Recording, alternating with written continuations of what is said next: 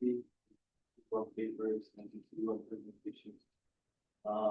We will start the session.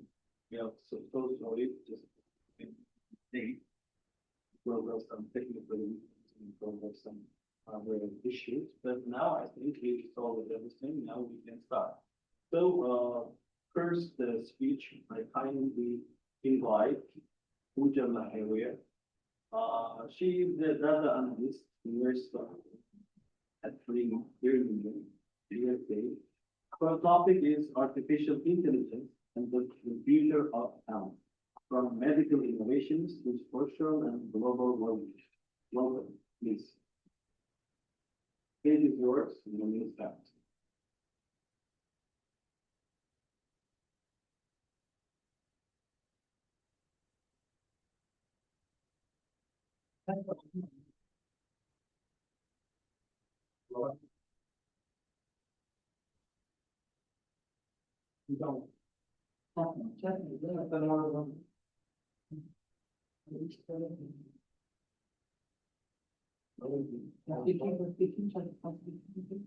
Hello, am I audible? Yes, yes, yes. Great. All right, then let me share my screen. Oh, sharing is not turned on. I'm unable to share screen. Yeah.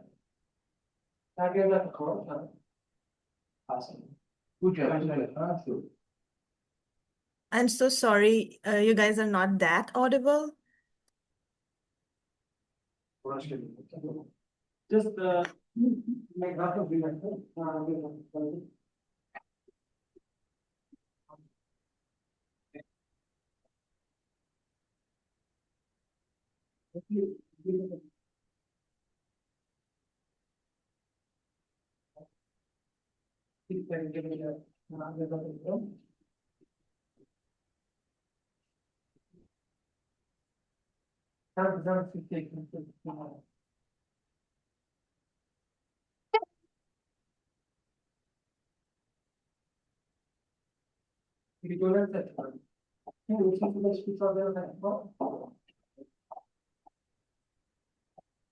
just wait.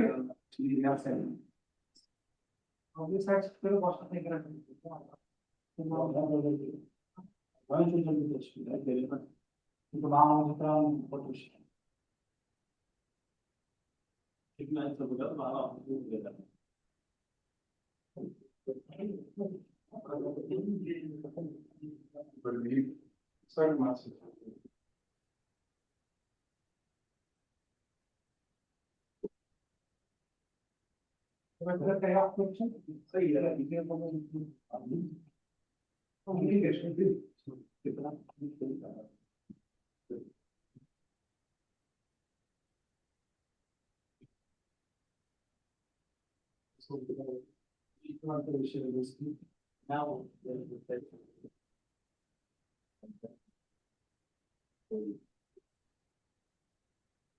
Is my screen visible now? Yeah. Great. All right. Just a second. All right. Hi, everyone. Thank you for having me here. My name is Pooja Mahiria, and I work as a data analyst at University of Alabama at Birmingham, based in Alabama State in the US. I have the privilege of working in HIV and pregnancy research domains. I'm passionate about leveraging patient data to improve patient care and health outcomes. I'm here to speak on the topic of AI and the future of health. Moving to the next slide. Here I have included a few of our published research work from both the domains, where we see how various exposures like maternal hypertension, BMI, racial ethnic factors can affect our outcomes. Most of our studies are conducted in Kenya due to socioeconomic factors, healthcare access, stigma, etc., that results in higher HIV prevalence over there. Also, Now, at this point, we have realized how AI can be helpful for our future research work. Little more about my research.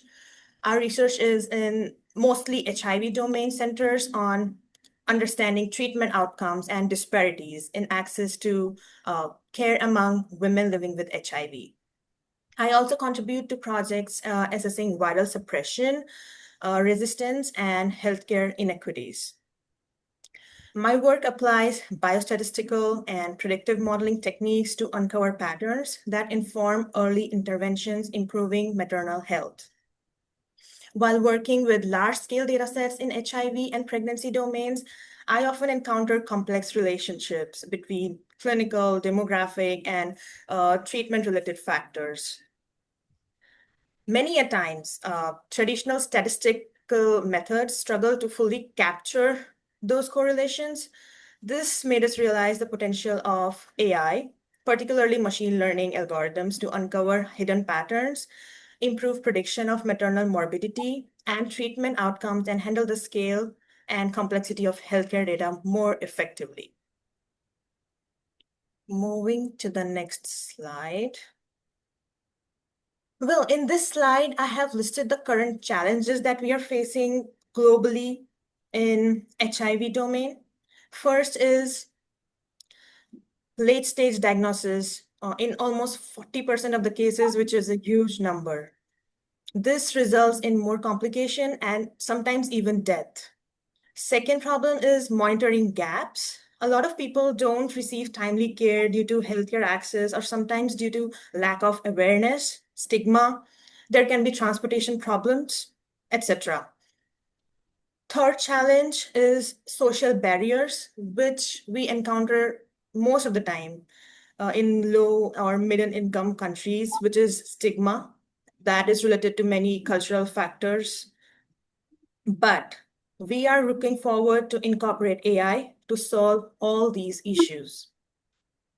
When we incorporate AI to predict high-risk patients, we can get insights on which community or which subset of community are deprived of HIV testing.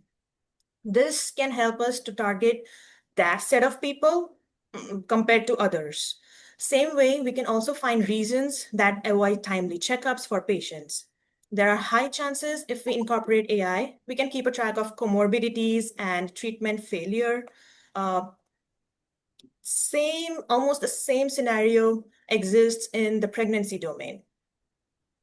Current challenges, approximately 50% of fatal growth restriction, that is FGR cases, go undetected.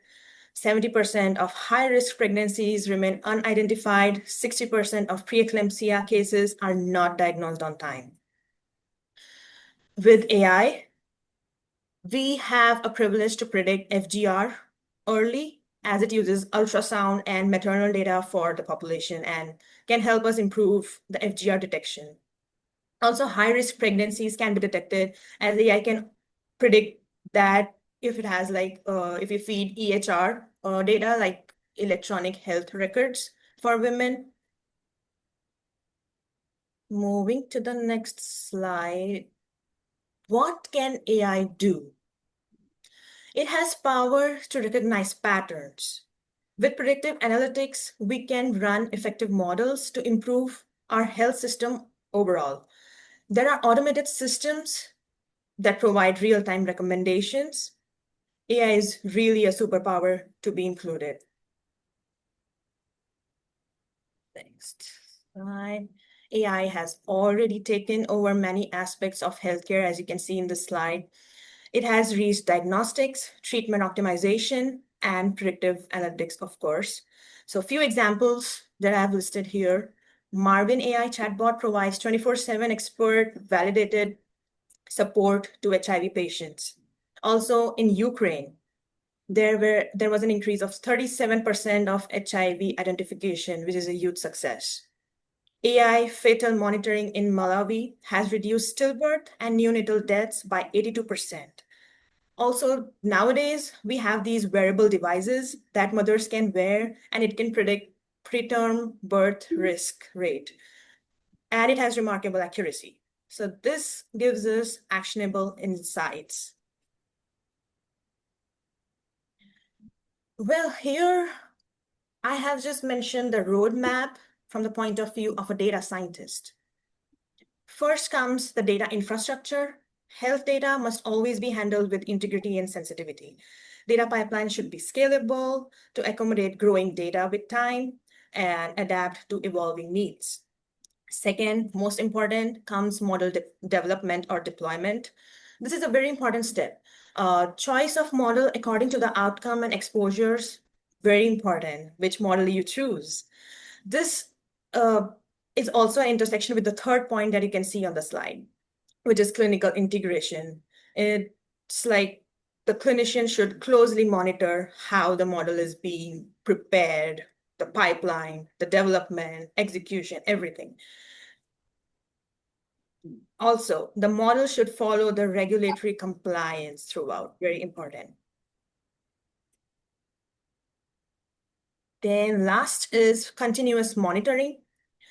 Model once deployed should be tracked with time as per the feedback and also the evolution in the field. This ensures model remain accurate and relevant over time. Moving to the next and very important slide. As a data analyst in research, I have realized few challenges that we face. Being from a non-medical background, the data scientists will always focus on accuracy of model. But in healthcare, we also prioritize clinical significance. Here comes the challenges. First is communication barriers. Technical people sometimes can face problems with conceptual knowledge, vocabulary that I do most of the times. Coming from a non-medical background, it happens. And then regular cross-training sessions have helped me a lot in my work. It can bring both technical and clinician sides to be on the same page. Regular discussion of workflow is non-negotiable to build trust. Second important factor, different priorities. As I mentioned before, data scientists will always focus on model performance, but clinicians prioritize patient safety. Aligning metrics with clinic outcome is mandatory. Third comes trust and adoption. Being from a non-technical background, it can be difficult for clinicians to rely on the models easily. They have a hard time to understand what's going on. One solution can be implementing interpretable models so that trust is built and the pathways are clear, rather than using those complex, fancy models. Moving to the next slide, I have listed few future possibilities in the field of AI in healthcare. First is precision medicine. Everyone can get personalized treatment plans with their medical history and current diagnosis data. Second is automated screening. There can be real-time population health monitoring system that keeps track and can predict pandemic. This can boom the epidemiology field and open doors to major solutions to the problems we are facing today. Third is drug discovery. AI can also help improve the treatment, which is called a therapeutic development. It can reduce it from years to months, especially in the HIV domain field. Fourth is the integrated care networks. A real-time problem that we all face is the data in healthcare is is separated by various clinics. They keep it hidden. They don't share it with anybody. AI can help data sharing across healthcare systems that can open new doors to comprehensive patient care in future.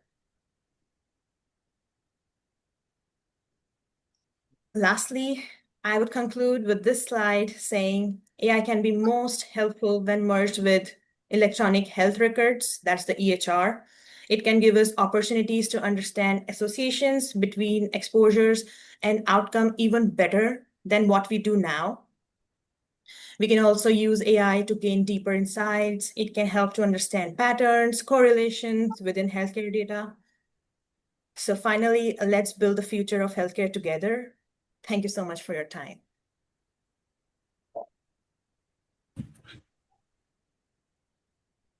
Thank you.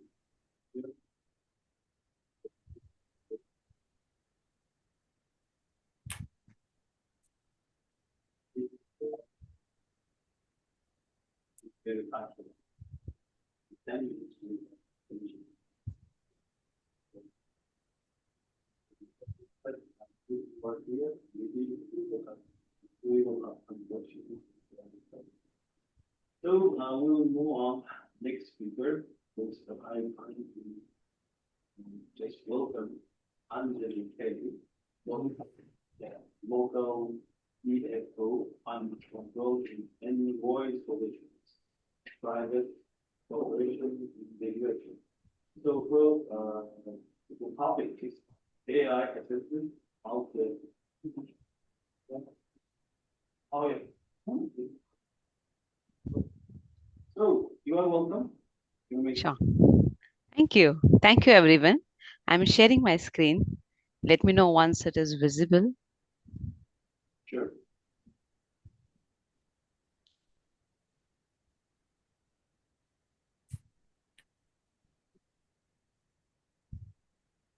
Yes. I hope you can see my screen now. Yeah, okay. Yeah, sure. So my name is Angelique Kell.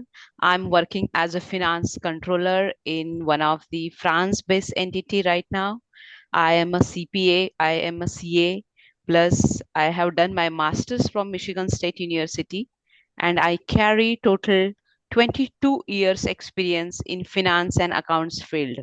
So today I'm going to talk on how AI assisted multi-gap reconciliation framework and how that is changing the shift in the global financial practices. Just a minute. Yeah. So in most of the MNCs, we have to follow different gaps, accounting gaps like US GAAP, international financial reporting standards, and local gaps. So reconcile across these framework is complex and time consuming. Manual reconciliations are really very slow because even though it even error prone and costly, but regulatory demand faster and more transparent and digital ready financial statements. AI offers a way to simplify and accelerate standardize these reconciliations, creating a big shift in how finance operates globally. AI emerges as a game changer, able to automate the mapping and detect the anomalies and generate the adjustment with higher accuracy. So let's see how this, what is the multi-gap reconciliation? So multi-gap reconciliation is the process aligning financial statements under different gaps. So key areas of adjustment is revenue recognition, which is the heart of any financial statement. Then lease accounting is the very trendy and very crucial impact on the financial statement. Then different financial instrument like derivatives. We do have impairment models and different disclosures we have to update. Traditionally, it's done manually, but now AI is making a huge difference in maintaining these books of accounts. The traditional challenges, like as I mentioned, it's a manual reconciliation, heavy dependence on spreadsheets, long financial close cycles. Like after my quarter close, it takes another 2 months to come to the financial statement. There are a high error rates, increasing audit flags, and regulatory fines and penalties due to late and inaccurate filings. Then it also take us to inability to deliver the real-time insights demanded by investors. And these whole problems make the manual approach unsustainable in today's fast-paced market. So why AI is a game changer? How it is helping us to move our focus on the AI than manual processes, because it introduces automation, learning, predictive capabilities. Machine learning algorithm detects anomalies and predict adjustments. It also is a knowledge graph map relationship between different gaps, then natural language processing and extract insights from notes and disclosures. I would like to mention here about notes and disclosures. It takes more time than arriving at the financial statements. Because of AI, now this has become very smooth and easy. The next one is about AI-driven engines can generate adjustment entries automatically. And this transformation reconciliation from a reactive process into proactive strategic capability. Now let's talk about the key result, how AI and manual process makes a difference. I have put some small graph to understand the difference. If you can see, the time per report is this many hours initially used to take, and because of AI now this has come down to this much. The same is for the error rate in the making the financial statements and the audit flags. It's a huge difference you can see on the screen. Now let's discuss about the key benefits of AI reconciliations. The advantage of AI assisted reconciliations include the speed, as I mentioned, accuracy, there is a huge transparency, cost saving, it's having a strategic values, enabling real-time reporting and data-driven decision making. AI creates efficiency while strengthening the compliance and governance. AI in action, the practical use cases. If we can see a global technology firm reconcile across 20 plus subsidiaries, faster reducing time by half. An energy company prevent regulatory finance by catching the lease accounting errors early. A fintech firm scales international compliance simpler and faster, capital raising and IPO readiness. And these cases show how AI is already reshaping the reconciliation practices across industries. In few slides, I have put some examples specifically industry based in next few slides. So this is the technology toolkit that AI assisted reconciliation relies on several technologies. Like I mentioned, machine learning. It also has a knowledge graphs. It also includes natural language processing, analyze unstructured text like disclosures. This is very critical. I would like to highlight this point. Then there would be dashboards, that is a real-time monitoring of reconciliations. Together, these tools ensures accuracy, scalability, and explainability. So if you can see the pros and cons of AI reconciliation and AIs. As I mentioned, it's a faster and close cycles, lower error rates, and stronger audit trails. We do have cost saving, huge cost saving, which is increasing the profit of the organization. We have real-time insights for decision making. But on the other hand, we have initial rollout and integration cost.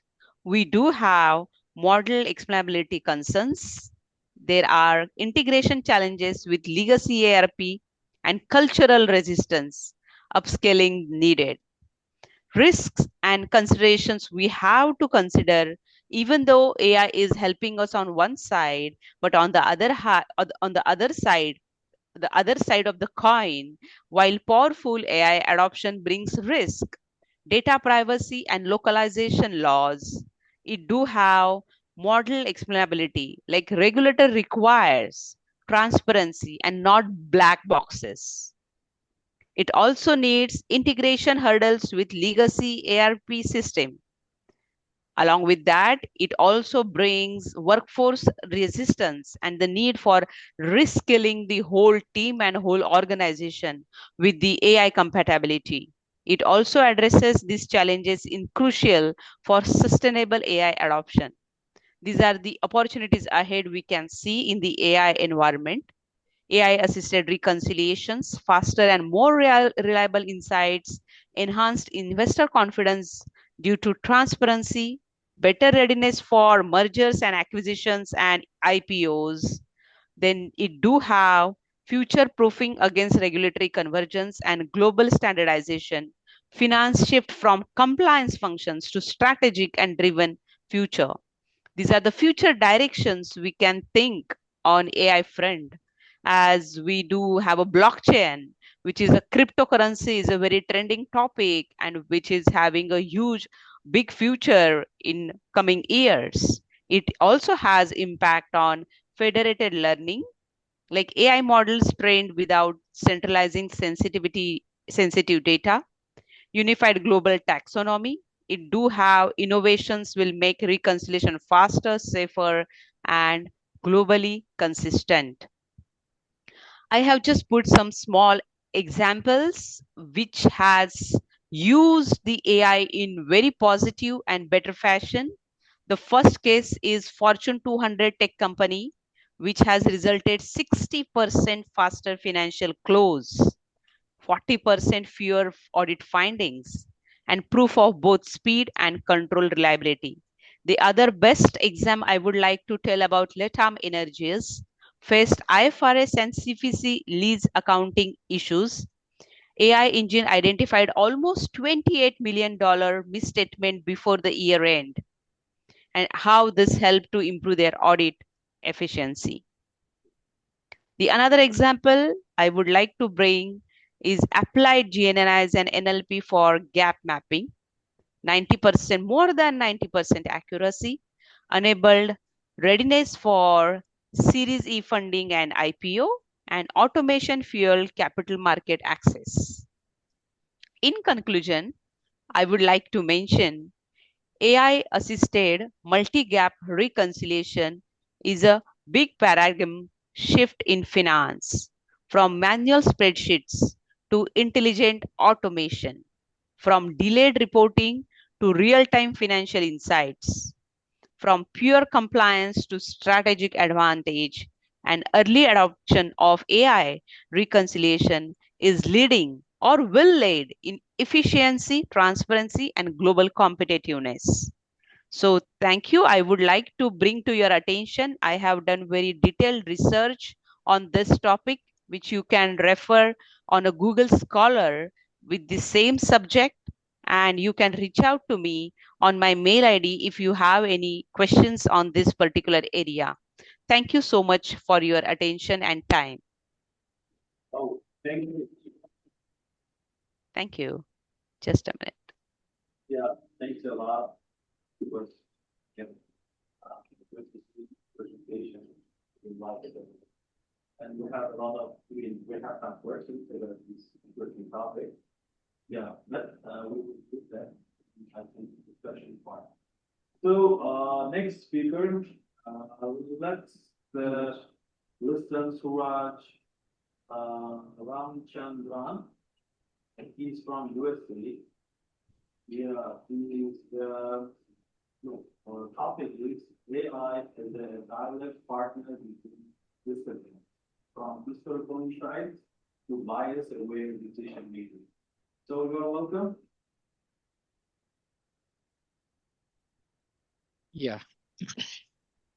Can you hear me? Yeah. I'm listening to visible and Yeah. Okay.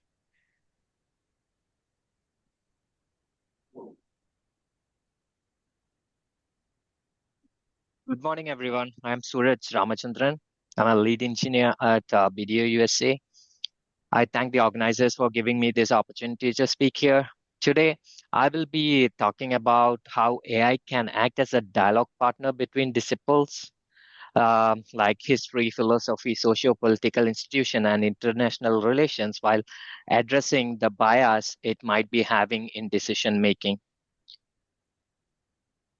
So I have done my master's in Northeastern University. So going to next slide. Why this topic matters. So AI is shaping research in history, philosophy, and political science because it has lots of data within itself and it will be able to mine through everything and get these informations and predict according to the knowledge it has. But we also face a challenge here. AI can carry hidden biases. How we can tackle those? This talk explores how AI can help bridge disciplines remain bias aware. Go to next slide. My central question here is how can AI connect disciples and at the same time reduce bias rather than amplify it? Sometimes when we are doing things, it just hallucinates in between and provide information according to multiple models, and the output might be like confusing everyone or giving the other data which is not needed. So let's deep dive into this.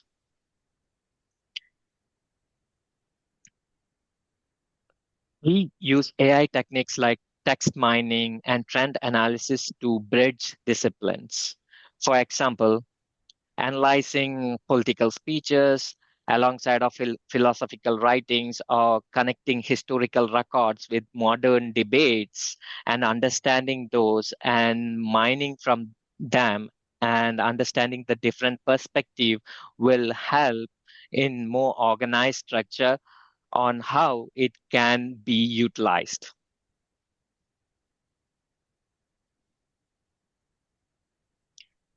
So main thing here is the evaluation of the bias. So it's the key. AI models can measure sentiments, detect framing in a text, and apply fairness metrics.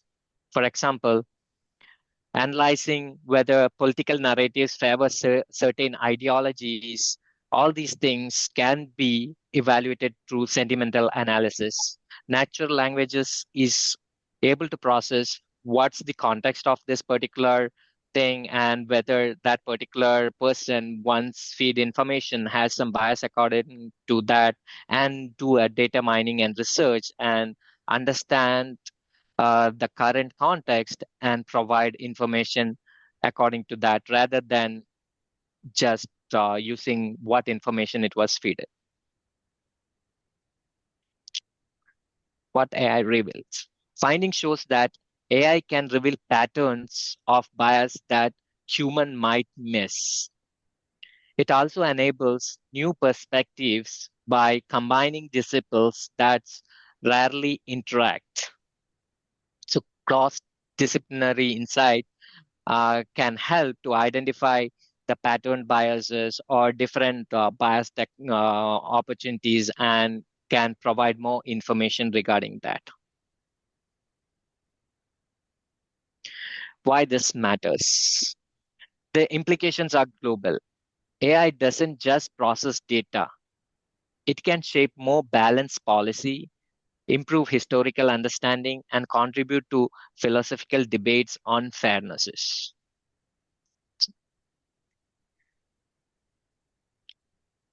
Where this can be applied. So AI as a dialogue partner can help in education, international relations, and industry where cross-disciplinary problem solving is required.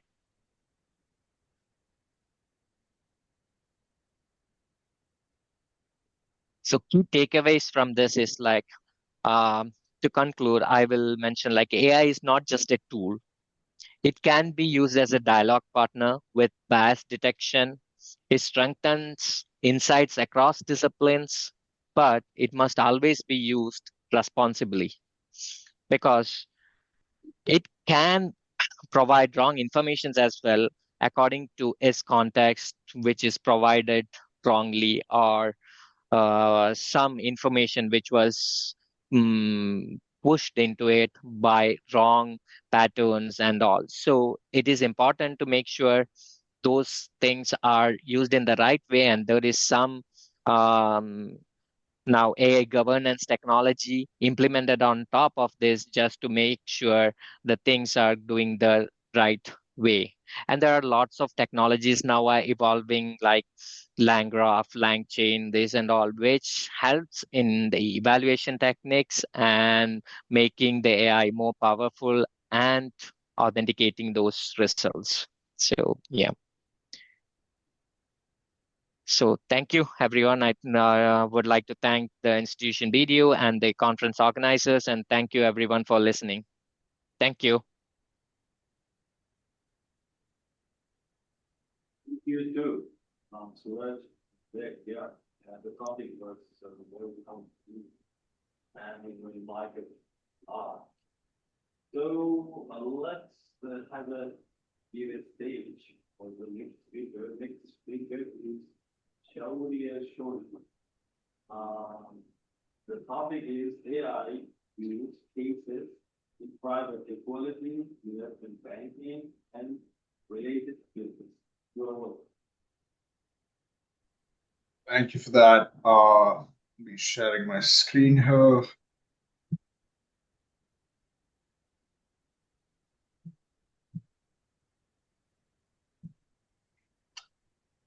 Okay, awesome. Just to give you a quick background on me, I am an investment professional working for a private equity firm based out of New York. Got my master's in finance from Brandeis University. And the topic that I'm talking about today is AI in finance, in particular within the investment banking, private equity, venture capital, and related fields, and how it has affected the role of more entry level sort of professionals like analysts and associates are directly impacted by this. Uh, so just to give you a context on how things looked previously, the traditional role of analysts involved a lot of number crunching and going through sort of hundreds of documents because you are essentially sitting and evaluating companies, trying to find the particular numbers and the right things to present.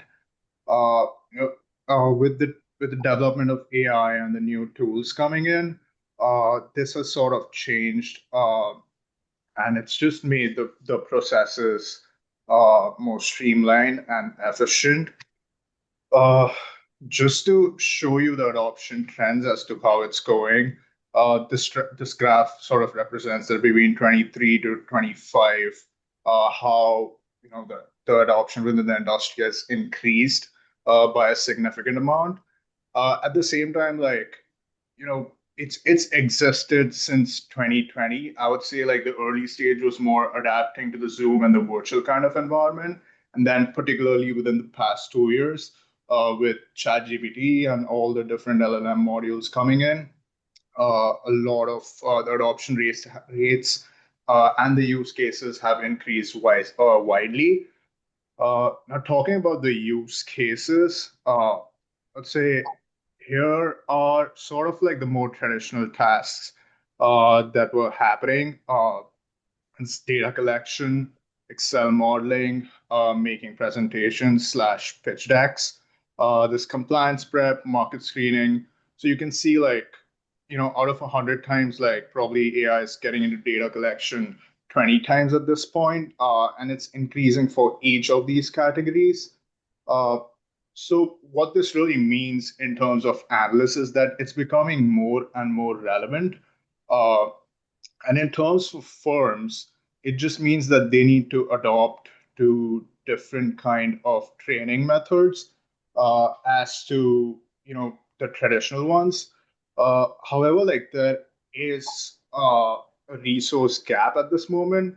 I feel like the bigger firms can afford these tools to increase these efficiencies versus the smaller firms probably might not have the money and they're still sticking to the traditional sort of ways. But it, as you see, like moving forward, these things are going to become more and more cheaper, and at the same time, like uh, the adoption rates are going to go through the roof. So it's extremely relevant that you get more and more accustomed towards using these tools. Uh, and I guess like the last part of this is like what can be the risks that are associated with it. Uh, this industry probably changes like every 3 months at this point. There are newer and newer tools coming into the picture, but in the current landscape, the AI hallucinations still remain within the industry. It's not as defined as I would say probably tech, where it's getting super sharp with coding and other things like that. There is definitely a need of humans in loop. There can be a loss of skill development in terms of over reliance and over dependency on these tools can definitely have an effect on sort of how you're developing. So it's important that you don't get lazy with these things. Data privacy risks remain. especially for large organizations where the sensitive data can be, can go in different places. We've seen a lot of lawsuits recently coming in for these kind of things as well. And there can be a bias in the outputs that are coming out in terms of the historical data versus historical data that's been input into the LLM modules versus what should be projected out. So extremely relevant topic in terms of uh, how it's shaping up the industry. But at the same time, I guess it's just important to stay aware and stay prepared and just move towards adoption, and that's how you'll stay relevant. Uh, but that's it from my end. Thank you so much for taking the time, and really appreciate it, guys. Yeah. Thank you. Thank you. Yeah, thank you for your presentation. So we will start with the session section. So we will give the stage for the next speaker. Next speaker is Himanshu Paul. Topic is comparative analysis of supervised and unsupervised machine learning under industrial force reduction hybrid fluid time environments. Yes, you are welcome. Take it yours. Good afternoon, everybody. Let me share my screen. Hold on. Sorry, it's like, give me 1 second.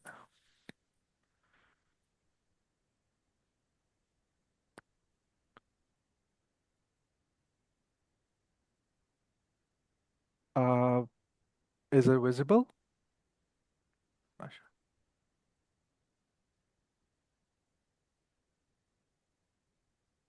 Can you see my screen? Yeah, yeah, we will on it.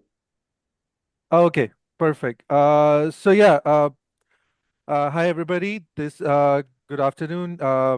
Thank you, the organizer, for this opportunity. I'm Sumanshu Sohal. I'm currently a SOC expert. Basically, I'm a security operations center, a cybersecurity expert working on FireEye products with Trillix company, which is one of the top companies providing security products to different organization where they have different endpoint solutions, different SIM solutions. They have so I'll come into what is SIM actually, but I'm gonna talk about uh, the basically the research which I did, where I took up supervised and unsupervised pattern recognition to help on the SIM solution to do a false positive reduction. So why I took up this topic, basically, as we know, current industries, if we talk about the current or incoming industries, they have different on-premises hardware and solutions, which they use to do their own work. And they also use public cloud services which is provided by different tenants. We could say we have Amazon and other cloud providing services. So people they want to keep their information on the private or their on the private services, plus also they want to use cloud services so that they could, so that combining both of those called hybrid solution. uh, this solution actually provides scalability, which could actually create a complex solution to our SIM platform. So what is SIM actually? So it is like a security incident and event management product where we include or like we push every logs from these solutions, where we could say private, we could do cloud or hybrid, whatever what they're using on their environment. We push those logs to our SIM solutions. And SIM basically is used is created different rules on it, and then through the rules, SOC analysts do an investigation, like on a cybersecurity on daily basis. They look at the incidents, they investigate on it if there's a suspicious incident, and then they try to prevent that suspicious activity. So, as you know, like everybody is trying to increase the scalability of their work. They would try to include use hybrid solutions. They would try to use cloud solutions. So this thing create a complexity. So daily, as you can see, what I call is alert fatigue crisis. So it's not a full-blown crisis, but we could say like it's actually right now a crisis to different SOC teams. They get almost thousands of alert a single day, and which actually takes up analysts' valuable time. Like this, it could be false positive. There's an incident come in, and we say it's not actually a true incident. So it takes up valuable time of that analyst investigating out and find out it's a harmless alert. So this actually create what I call is cry wolf effect, where there's a constant noise coming into the analyst, and if there's something real or critical threat, it would actually be missed through this whole clutter of incidents. So my research was on a central goal that trying to find an AI using those AI models to intelligently and automatically reduce those false positive alert. Um, so what I did basically was compare supervised and unsupervised machine learning algorithms, which could help me minimize those false positive. And I use a simulated sim environment, like hybrid cloud sim environment. Uh, we want to see basically what those two models would address those solutions, like whether they would be able to detect those false positive and how they're gonna respond to all those alerts coming in. So methodology overview. So basically to conduct this experiment, I took up a CIC IDS 2017 dataset, which basically have 5 days of labeled network traffic, which actually it's like a combined data of benign traffic and also malicious traffic. So I took it up as a proxy for similar data, like whatever SIM in real world environment sees, I took it as a proxy.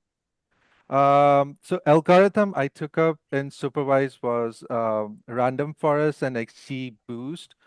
And in the unsupervised algorithm, I use isolation forest and autoencoder. Uh, before before the data was used, we did like extensive data cleaning and pre-processing and optimize each model using a threefold cross validation and evaluated them in a holdout test. And the whole focus on this testing was to minimize the false positive. After when we pushed it to my trained model, basically, as you can see here, you can see the numbers which came out. As clearly on the first column, you see random forest, which has an accuracy of 99%, 99.7% to be accurate. And so false positive rate was actually 0.23%, and it missed some alerts, but it was less than 1% of attacks. So with the data, we could say the random forest was able to detect it 99.7%. And then the other models in the same supervised category, XG Boost, was able to detect it 95.3%. It has, so if you guys don't know what is false positive, so basically it's like a false alarm. Like if an alert comes in, it's like, okay, this is a false alarm, nothing to worry about. And false negative result, which is FNR, which means that it failed to detect a real condition. Like the alert came in and it was actually a real attack, but we were not failed to detect it. And same with the autoencoder, it has an accuracy of 88%, but then it actually missed 41% of data. And then same with the isolation traffic, the accuracy on detecting those type of alerts was 77, but it actually missed the data. So from this investigation, I could say the clear winner was random forest.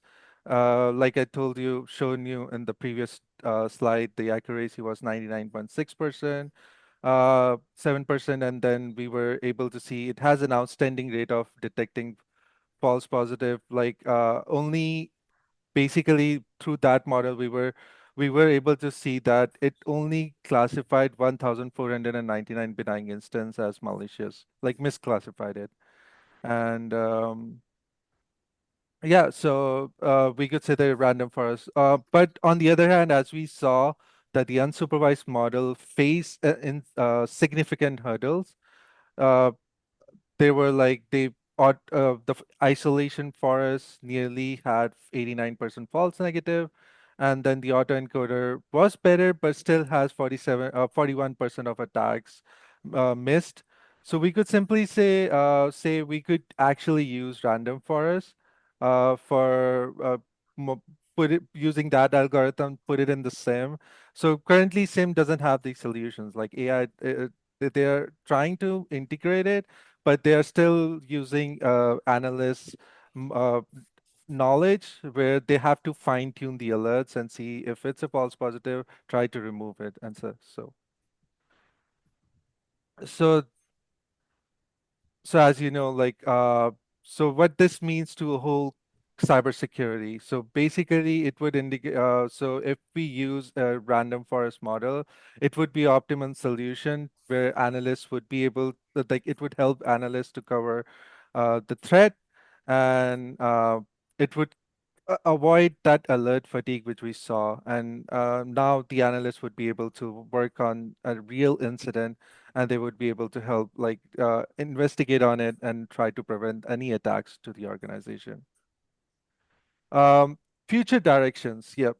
So on this research, I know, like, the research I did basically was on a data set which actually illuminated, like, it kind of like was trying to show that it's a real-time SIM data, but we didn't have real-time SIM data. SIM actually gets all the data from different customers, and due to different policy, we couldn't use it. So I just used the simulated data which was provided by the data set. But if we want to do a real world validation, we should use it actual SIM data and try to validate its performance. Uh, we could try different directions, like trying to do a hybrid model development, basically combining those two machine learning algorithms and trying to see their strength on it, and human AI collaborative model. So basically, we could also incorporate a human analyst feedback into it and see how we can enforce that learning. I want to so that's the end of the research. But thank you so much, everybody, for listening. And I really want to show my gratitude to the conference organizers and committee for putting together this wonderful event.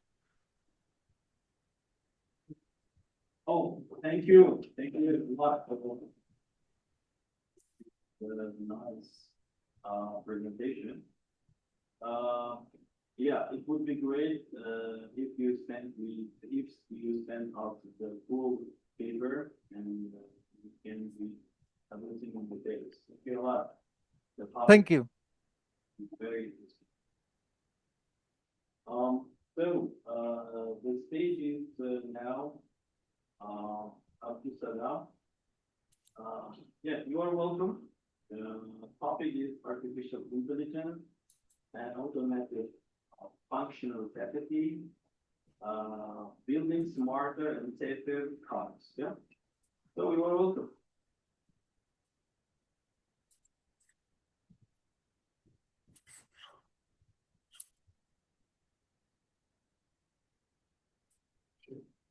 Share.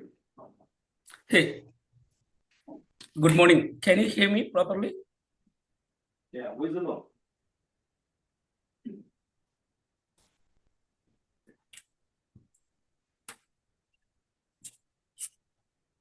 Can you hear me properly? And can you see my screen? Yes, yes. You may start. Okay, thank you. Thank you. Hey, good morning, good afternoon, and good evening, everyone. My name is Abdul Salam A. I work as a hardware design lead engineer at Marelli, North America, in Michigan. I have around 20 years of experience in the automotive industry. Today, I'm going to present the topic artificial intelligence and automotive functional safety, how these two are working together to build smarter and safer cars.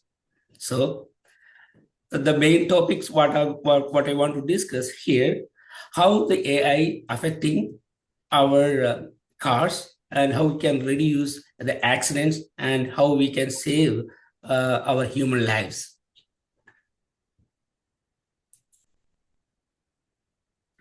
This is the agenda for today. I'll start with the basics of functional safety.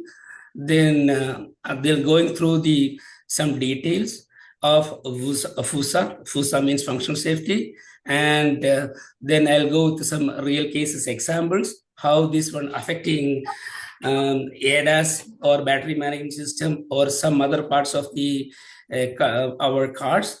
Then I'll come to the conclusion. So what is automotive functional safety or FUSA? Functional safety or FUSA, it makes sure a car is safe even when something goes wrong with its electronics. The ISO 26262, that is the standards for the functional safety, the standards guides how we do this.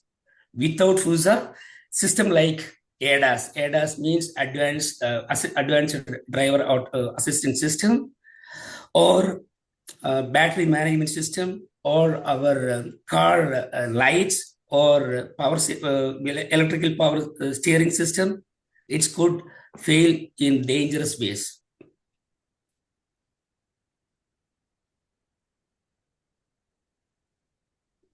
How this importance of FUSA in modern vehicles, or why FUSA matters.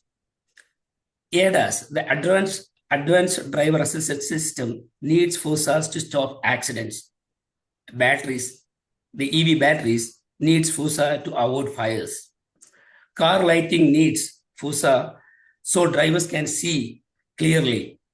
Most importantly, FUSA and AI work together, builds trust. People will see only use new cars, technology if it is safe. Otherwise, we don't need new technology. The people always look whether the new technology, whatever the coming, the advanced driver level 1 or level 2 or autopilot, whether it's safe only, the people will choose. That is why the FUSA and AI is important. So the next one, how the research targets significance. So I'm asking 4 questions. How do we move from basic safety to the top level? The basic safety means the quality management to the ASLD. That is the topmost one, ASLD. And where does FUSA helps most in real cars? How can AI makes FUSA better? And what strategy will help build safer car in the future? I'm just moving to the next slide. So here I'm just talking, trying to explain how the methodology, how we are just analyzing the FUSA. One of the methodologies called HARA, Hazards Analysis and Risk Management. So HARA identifies more than 150 potential hazards in ADAS itself across the urban driving. So I'm talking about this 150 hazards identifies only in ADAS, and also it identifies more of the potential hazards in other terminology or other parts like power steering or lighting, etc. And the safety frame level simplified, like AC level A to D, and also it's helped with the industry ISO 262 standards. And this HARA identifies and mitigates the risk. And because of this HARA identifies most of the risk and trying to mitigate hazards. Then if you are implementing the correct HARA, then we can just reduce the error and our system will be more work efficiently. And we have to just think more specific step to avoid the hazards. One is the assessment and response of the assessment and the risk characterization.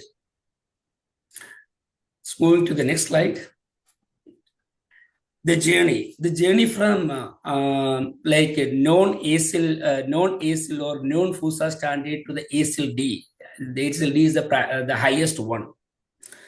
Think about safety as a ladder.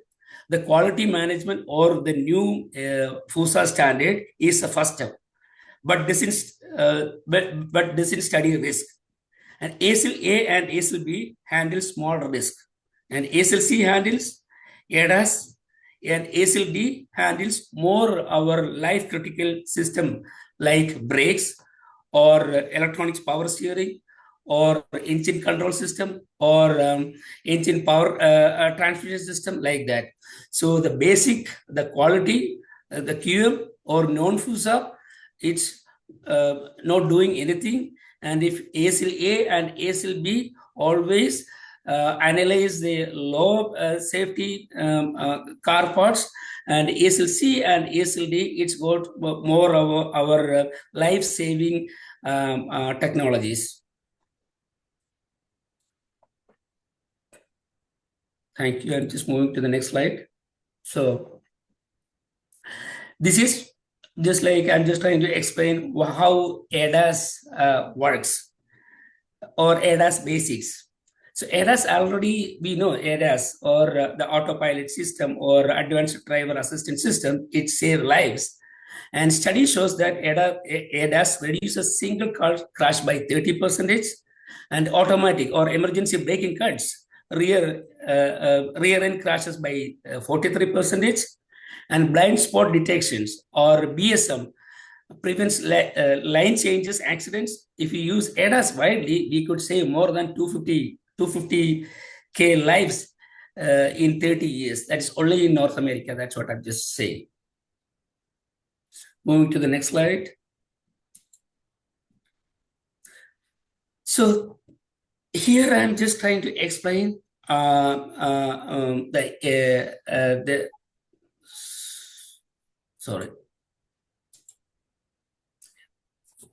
Here we did some studies in different cases, as I explained, like one is battery management system and another one is the lighting system, and also the Tesla and Waymo ADAS system.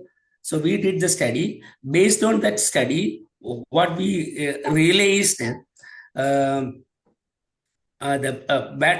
implement the battery management and lighting system, FUSA and AI together, it reduces the fire risk by 35% and stop 95% of the thermal runaway cases. Lighting system with the FUSA cuts pedestrian crashes by 28% and road death by 12%. These examples prove FUSA makes a real difference. So I'm just considering only the battery management system and lighting system. And we, after implementing the functional safety, ASIL-C and ASIL-D, and with the help of the artificial intelligence and just our research, it's proven like that we can just reduce more than 35% of the lives.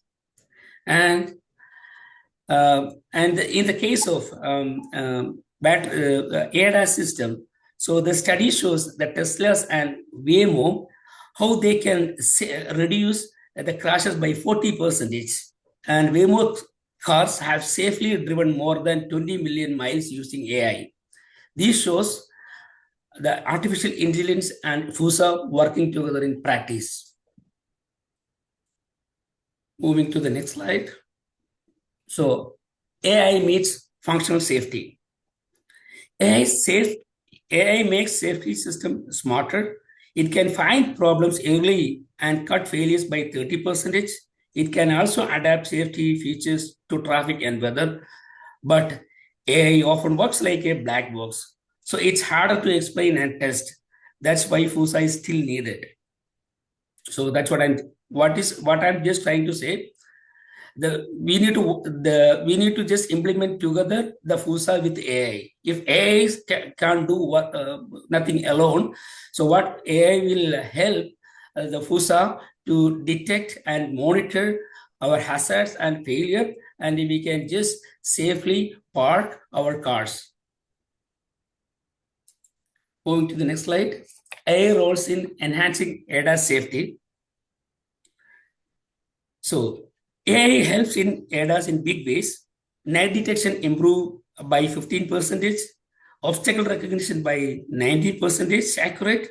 AI also helps cars keep safe distance in traffic, but 60% of the companies says AI is hard to explain. So FUSA is still needed.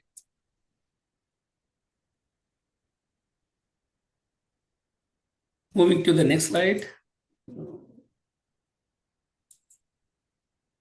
The safety frameworks. Here I'm just trying to explain how the ASIL,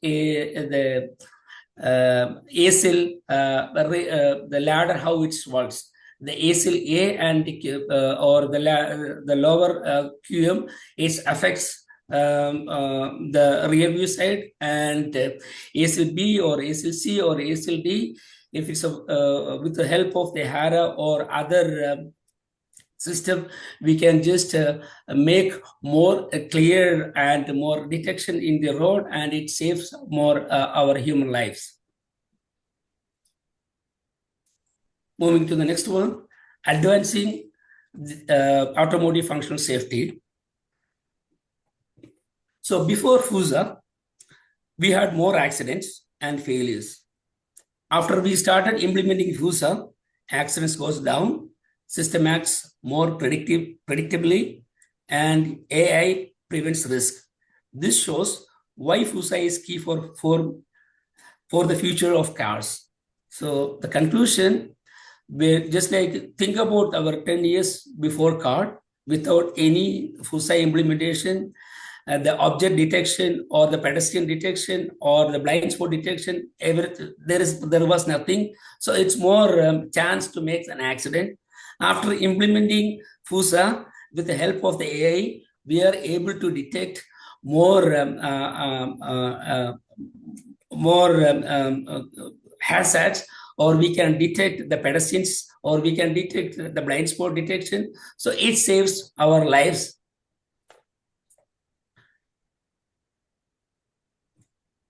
So I'm just coming to the conclusion of this session. So to finish, here are 4 points. 1, FUSA standards must work with AI. 2, AI is needed for complex driving. 3, we need new safety rules for AI. And 4, testing in the real world is critical. Together, AI and FUSA will make cars just not the smarter, but also safer, leading to the safe autonomy by 2030.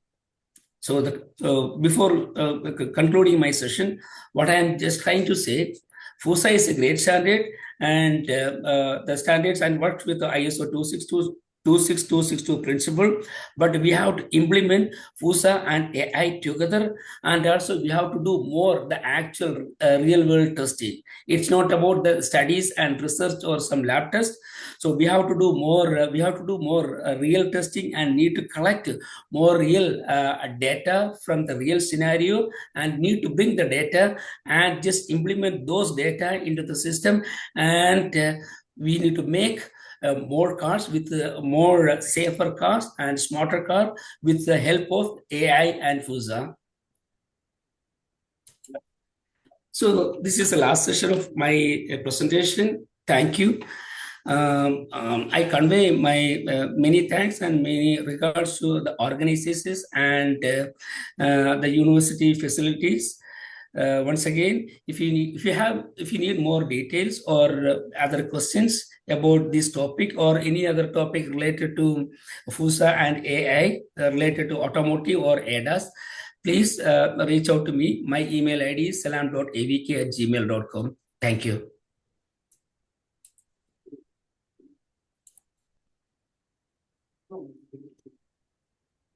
Yeah, thank you. Mr. Ram, thank you for your topic.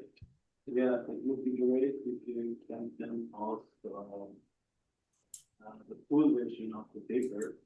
Yeah, we would read it and we would take more details about the topic.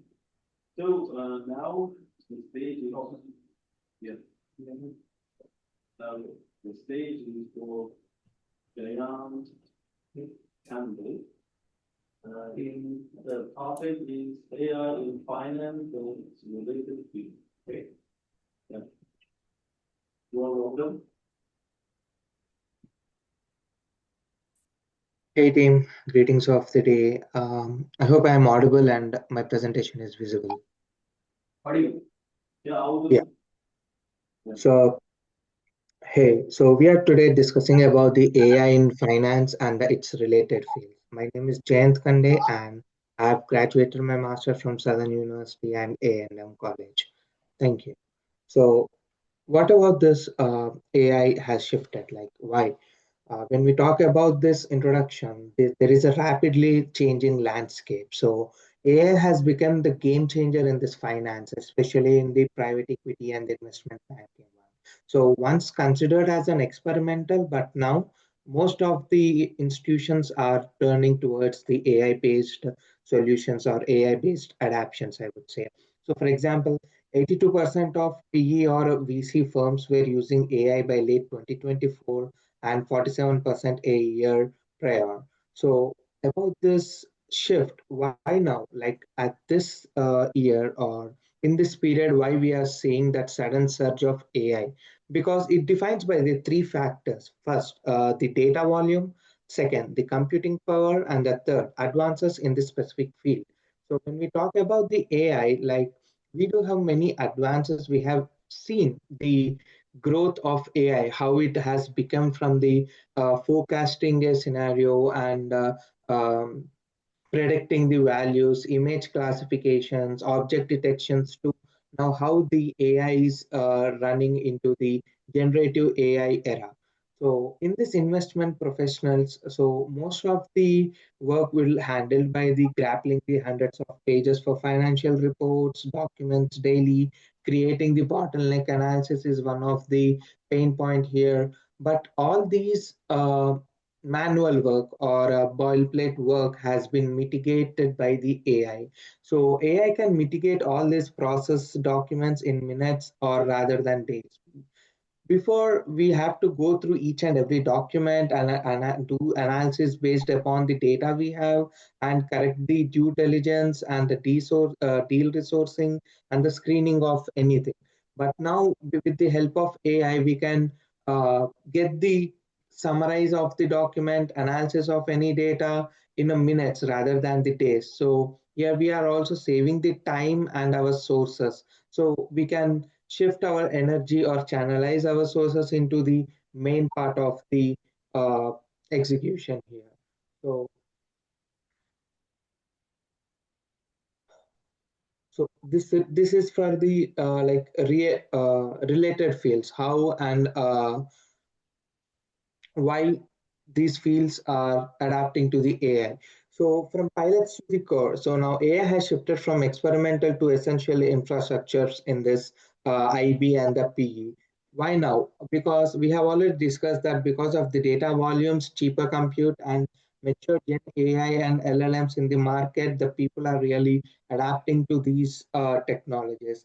And where it helps specifically in the finance, deal sourcing, due diligence, deal executions, portfolio value creations, back office automations, and the client services. And what are the like a proof points we are going to discuss here? EQT. There's a one mother brain for the sourcing. JP Morgan's coin cutting, which is really prime. I would say the prime proof saying that it cuts 360,000 hours in a contract review. And there is also one Goldman's frame with Gen AI assistance, and the other, the most popular 2024 Research GPT, which is from the Morgan Stanley's Ask Research GPT tool. So, and why all these tools are in this finance era? Because the early adapter process has the more opportunities faster and show sharper data back and insights to the LPs or the clients. And what is the main shift here we are dealing in this finance industry? One is the AI augmented teams, like how the machine handles synthesis, drafting, and where humans has to be focused on the judgment, strategy, relationship rather than the data collection, data curation, data analysis, and the projections. So with this help of AI and adapting to the new technologies, we'll be getting a better strategies and a better decision making with the uh, detail, detail or a finer analysis. Now, what enables this success criteria? First one, the high quality data, integrated cloud platforms, strong security, and AI governance. So, and what about the risk associated with this? So, there can be some model errors, bias, data privacy, change in management, and we have to keep in the human in the loop to make sure all this process goes smoothly. Now, we'll be discussing AI in the private equity as one of the use case in the finance.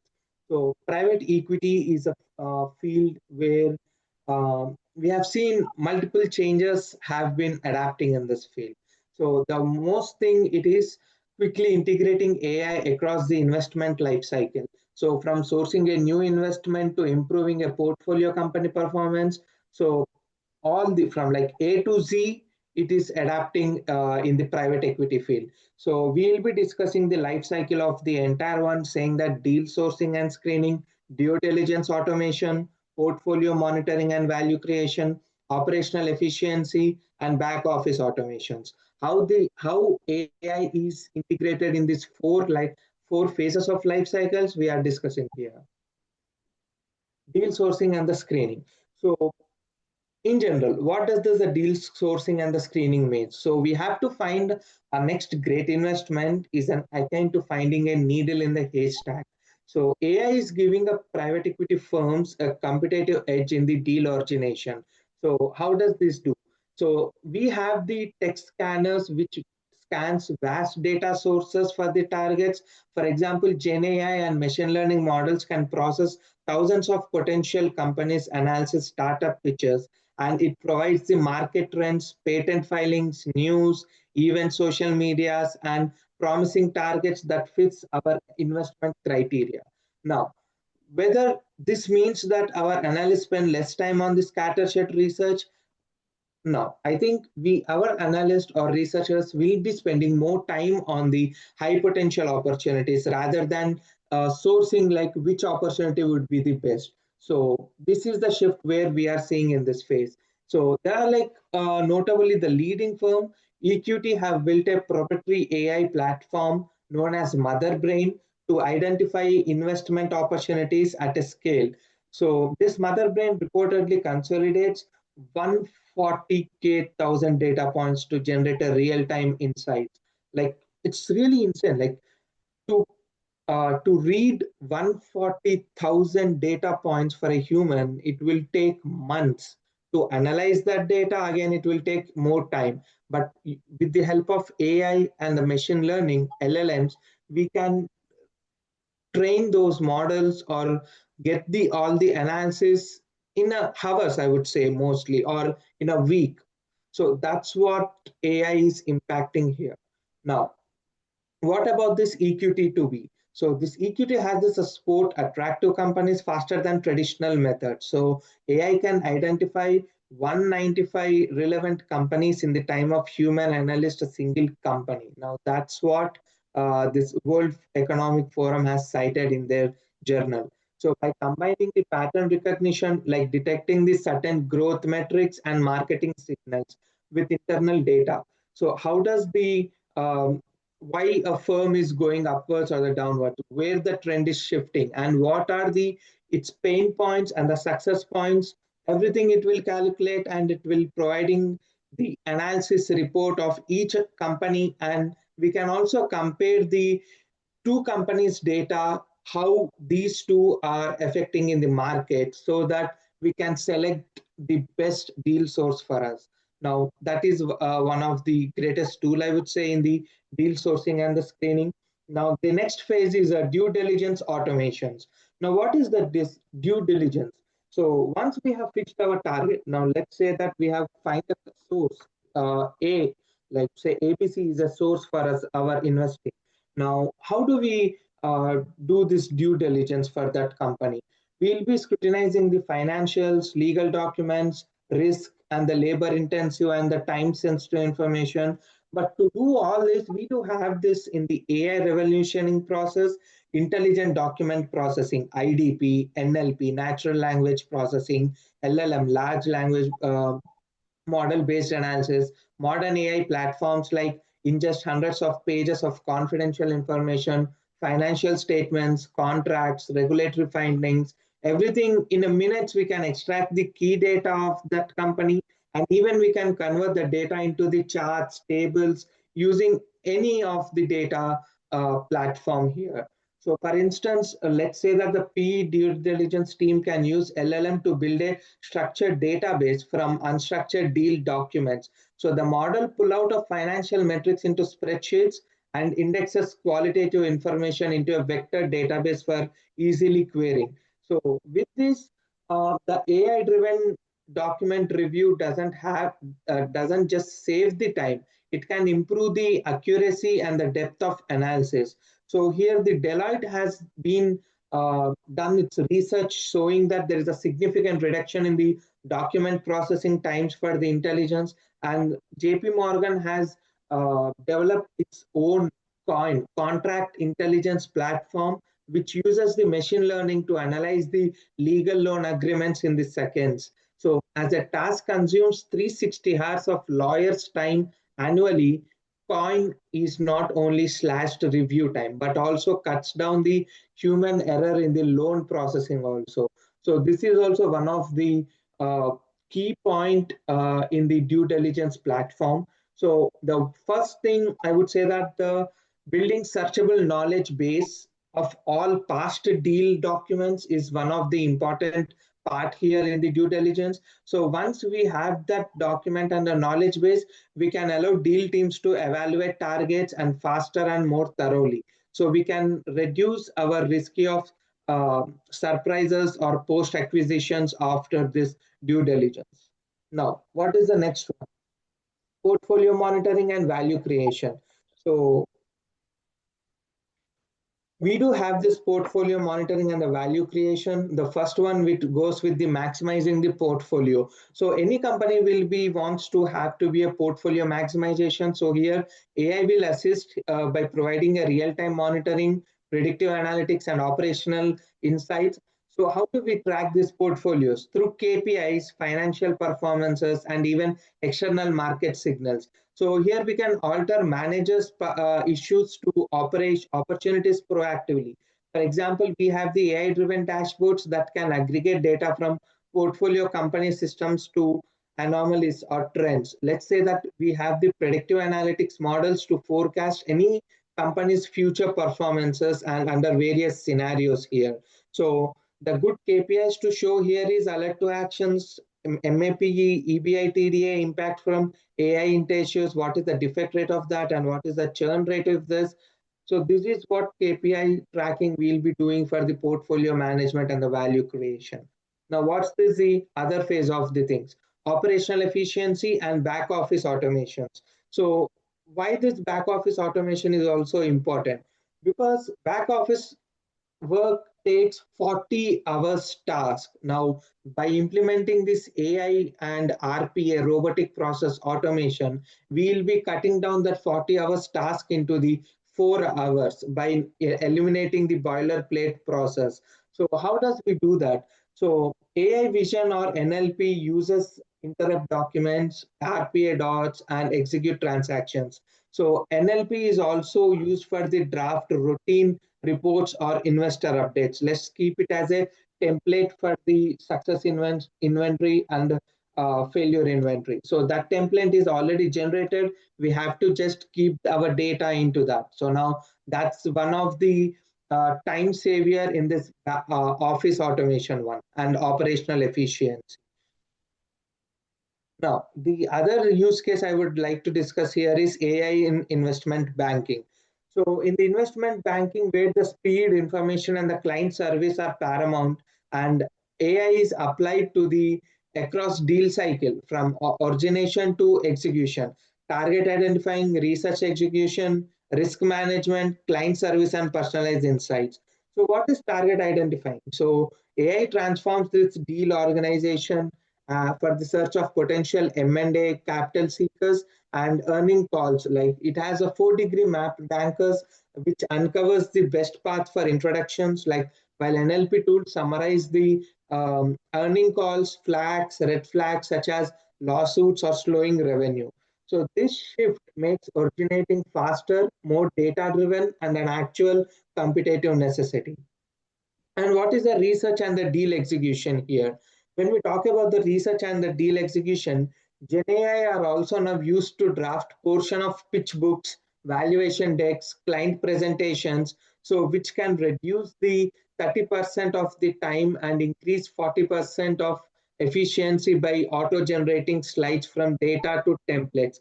So in fact, Goldman Sachs has recently launched a firm-wide Gen AI assistant which is available of 46,500 employees, including those in investment banking also. And there is also one thing we can do here in this research is strategic thinking and client interaction. The one more example I would discuss here is Morgan Stanley rolled out as AI's assistant called Ask Research GPT. So this Ask Research GPT is mainly used for the bankers and the traders, where it lets them to query to the firm at least a research library of 70,000 plus reports to get the instant answers and summaries. So the kind of tools means bankers prepping for a client prepping and the process that meant hours of reading instead of days or months of analyzing. Risk management and compliance, I would talk here.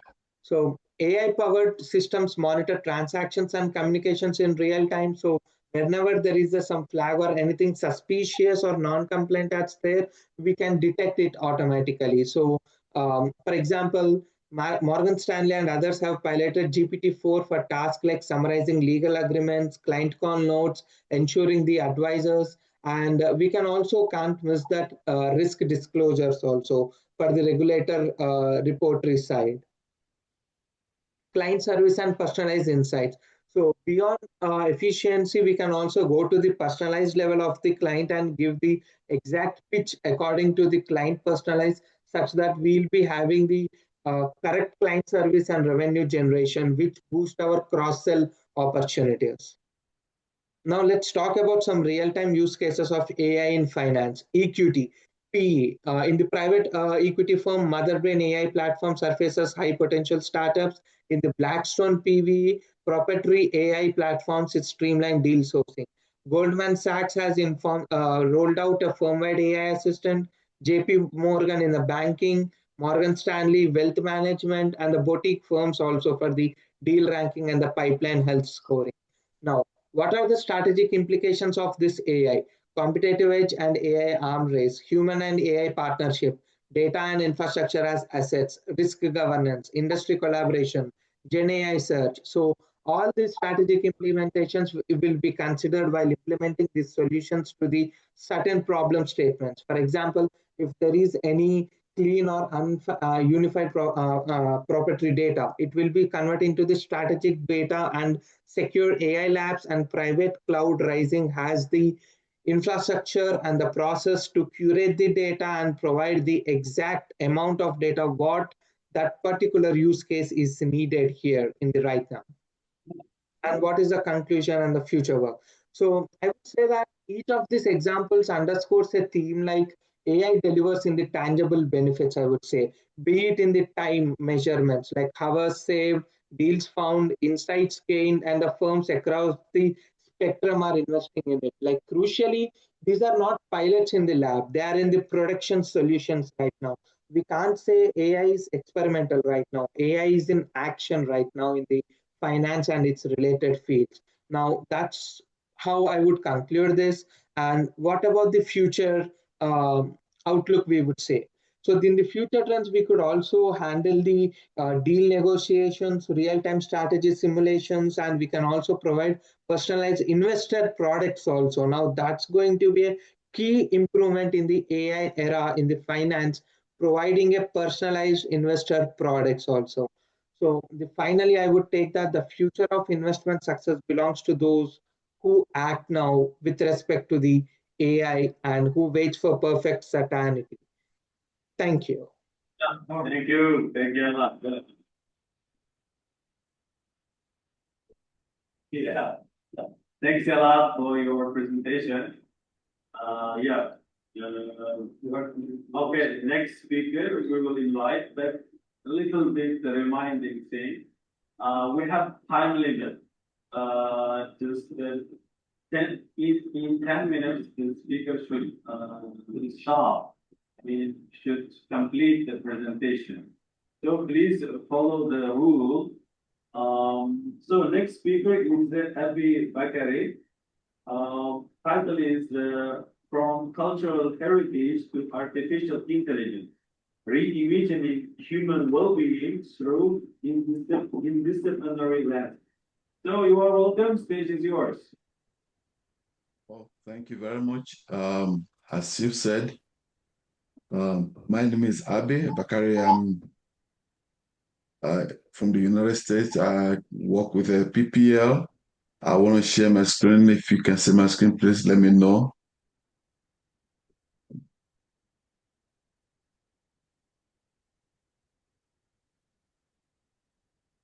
Can you see my screen? Yes, visible. You may start. Okay. I think I'm sharing the wrong thing.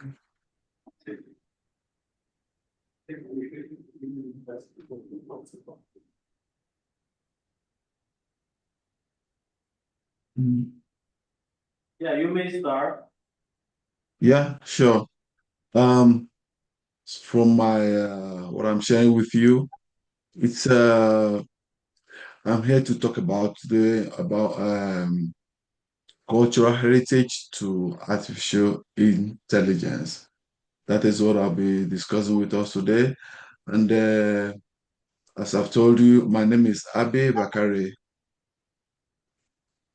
and I work with PPL in America. That's a private, public, private partnerships. We are into healthcare administration for those who want to work from home. And I will be talking today on this particular topic about how we can use AI technologies through data-driven insights and interdisciplinary collaboration.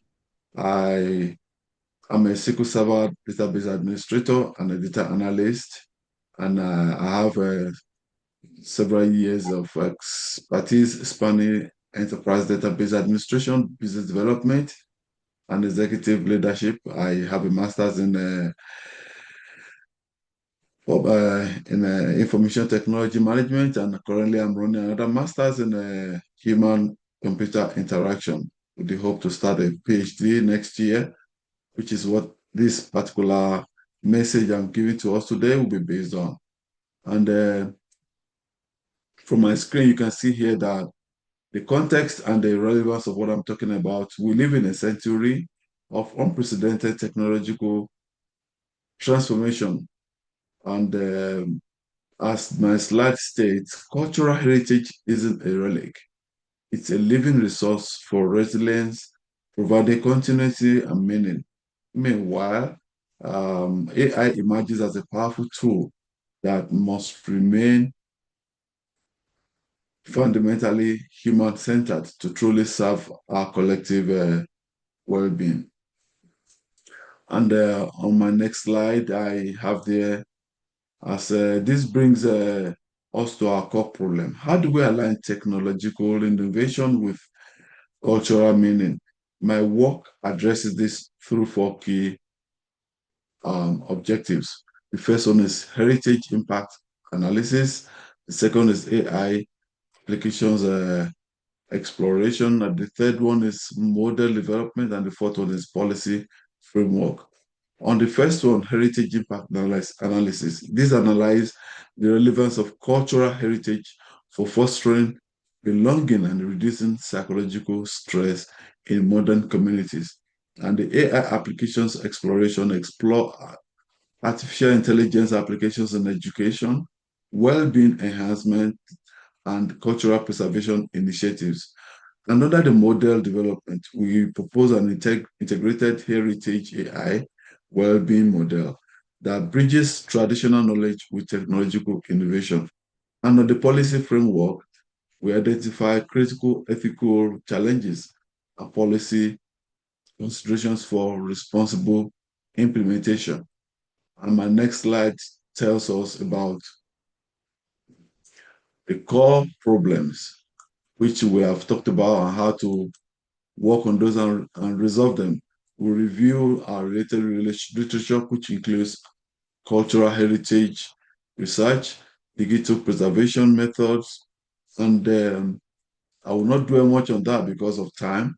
And the next slide goes into the methodology. On the methodology, we can see that our approach was qualitative and interpretative, sensitizing literature across heritage studies, AI ethics, and governance models to develop the integrated heritage AI well-being model. And my next slide is my seventh slide, which is cultural heritage as a foundation. So what is the role of heritage? We all have heritage from different locations in the world. I am a Nigerian. I'm from the southwest of Nigeria. We have Indians, we have Pakistanis, we have Israelis, we have various tribes all over the world.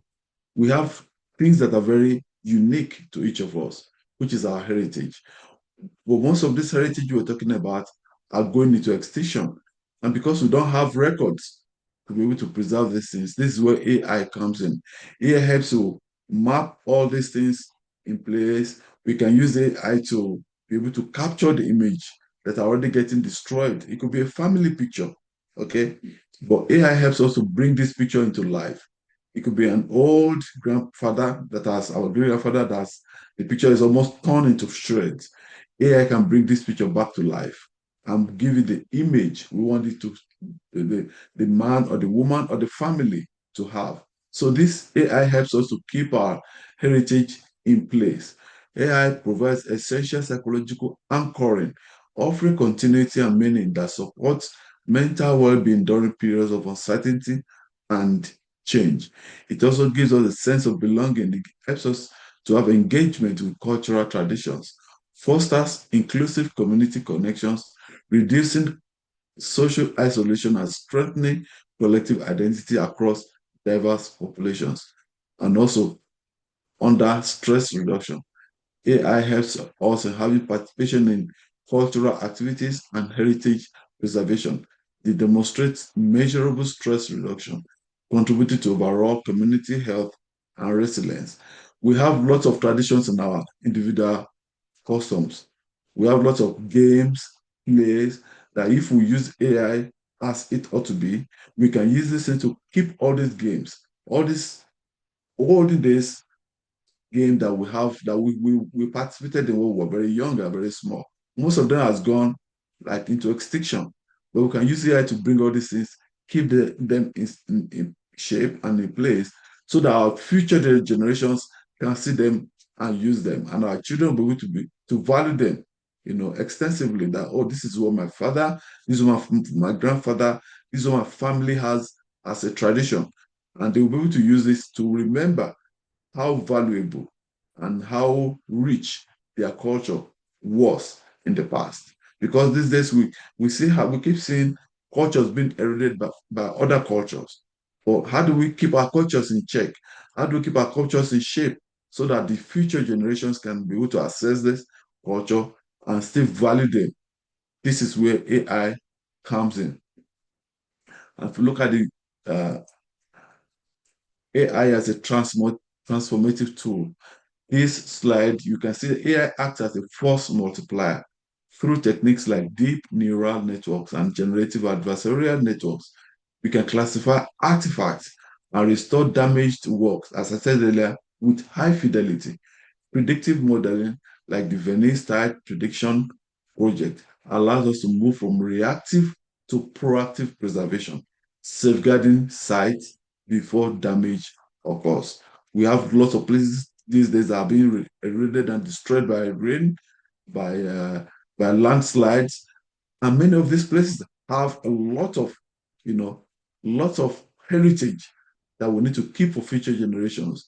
So where does AI come in? It comes in as a force multiplier by using these techniques and these new discoveries to keep this information in place and protect them. And then we can keep them on either on the cloud for the future generations to see them and be able to remember this is what my heritage looks like. On my next slide, you see there that I have how we can bridge heritage and technology.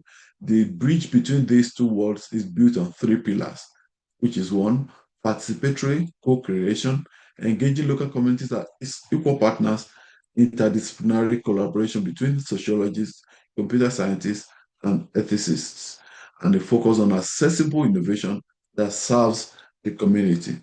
This is how we can use this AI regarding our heritage preservation, as I've said in my previous slides. And on my slide 10, which will be my last slide, finally, none of this works without a strong ethical foundation. We need transparency and accountability in our AI systems. We must implement participatory governance so that communities retain sovereignty over their cultural data. And we must build upon international guidelines from bodies like UNESCO and ICOM. And in conclusion, the future of human being depends on our ability to thoughtfully integrate technological innovation with the wisdom embedded in our cultural heritage. By ensuring AI serves as a partner to human expertise and community narratives, we can build a future that is not only technological advanced, but also culturally rooted and truly resilient. This is the end of my presentation. I thank the organizers of this program for the beautiful thing they have done in gathering all the resources from all over the world to come together this time. Where I am, it is just 5 a.m. in the morning.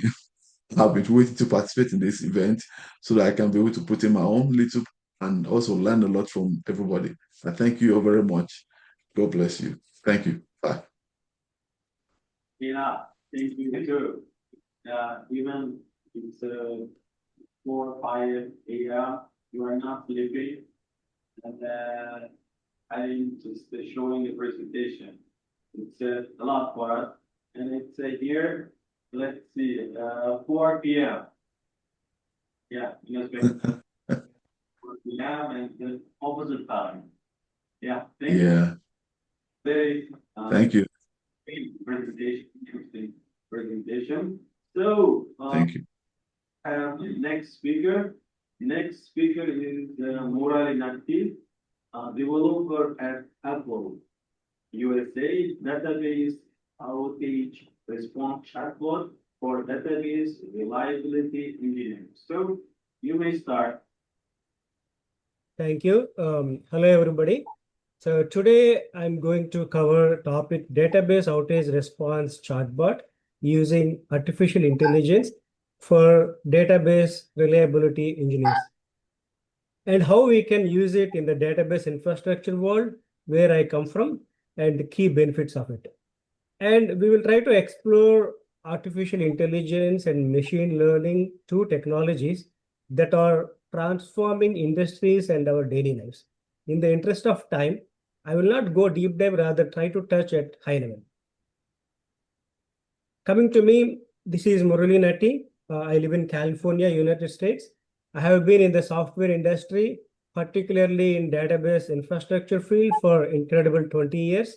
And out of 20 years, worked for Apple, 18 years. So I'm self-motivated, try to learn new technologies. That's what motivated me to invest my time in AI/ML era. So I played multiple roles in the last 20 years, like lead database engineer, DevOps team lead, DB architect, so many other roles. So I'm also having strong background in cloud infrastructure and building database as a service.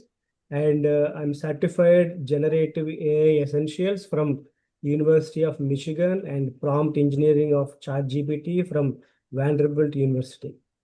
So my experience in designing, implementing, and managing database technologies under RDBMS, distributed, NoSQL, memory-based, and open source, and the database names like Oracle, PostgreSQL, MySQL, Cassandra, Single Store, so on.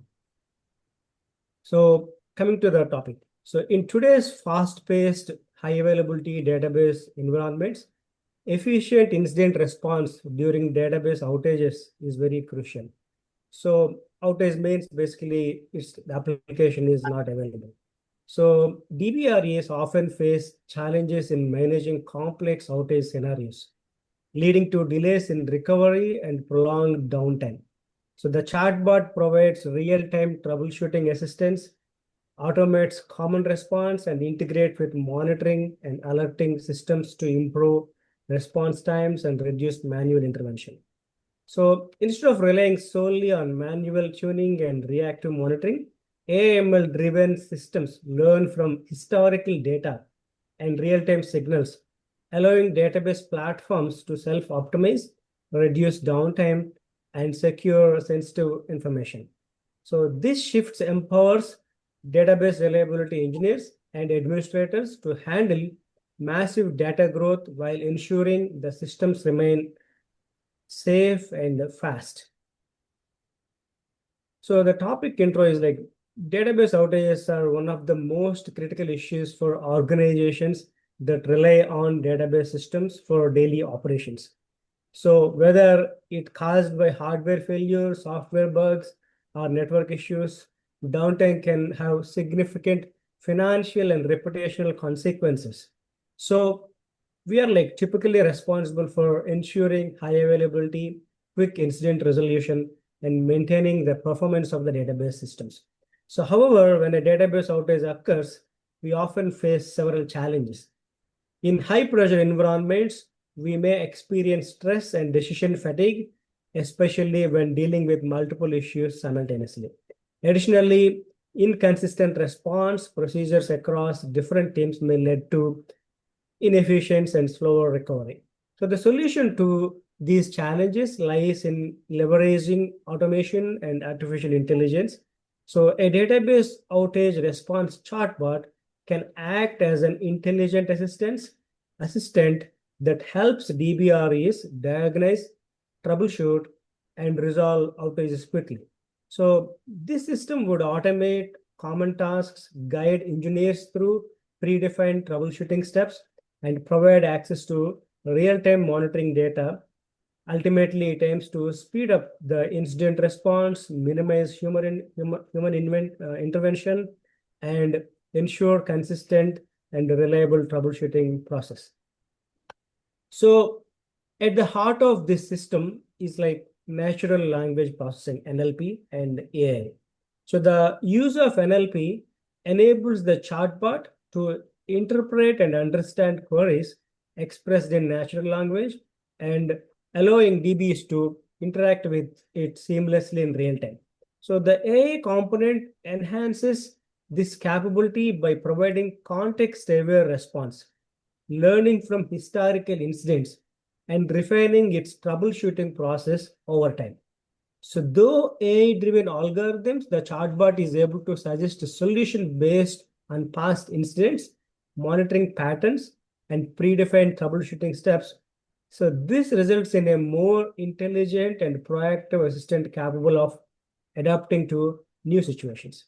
So moreover, the chatbot is integrated with leading monitoring and alerting systems such as Prometheus, Nagios, and Datadog, and Grafana. So this integration provides the chatbot with real-time visibility into the state of database environments, including logs, metrics, alerts, etc.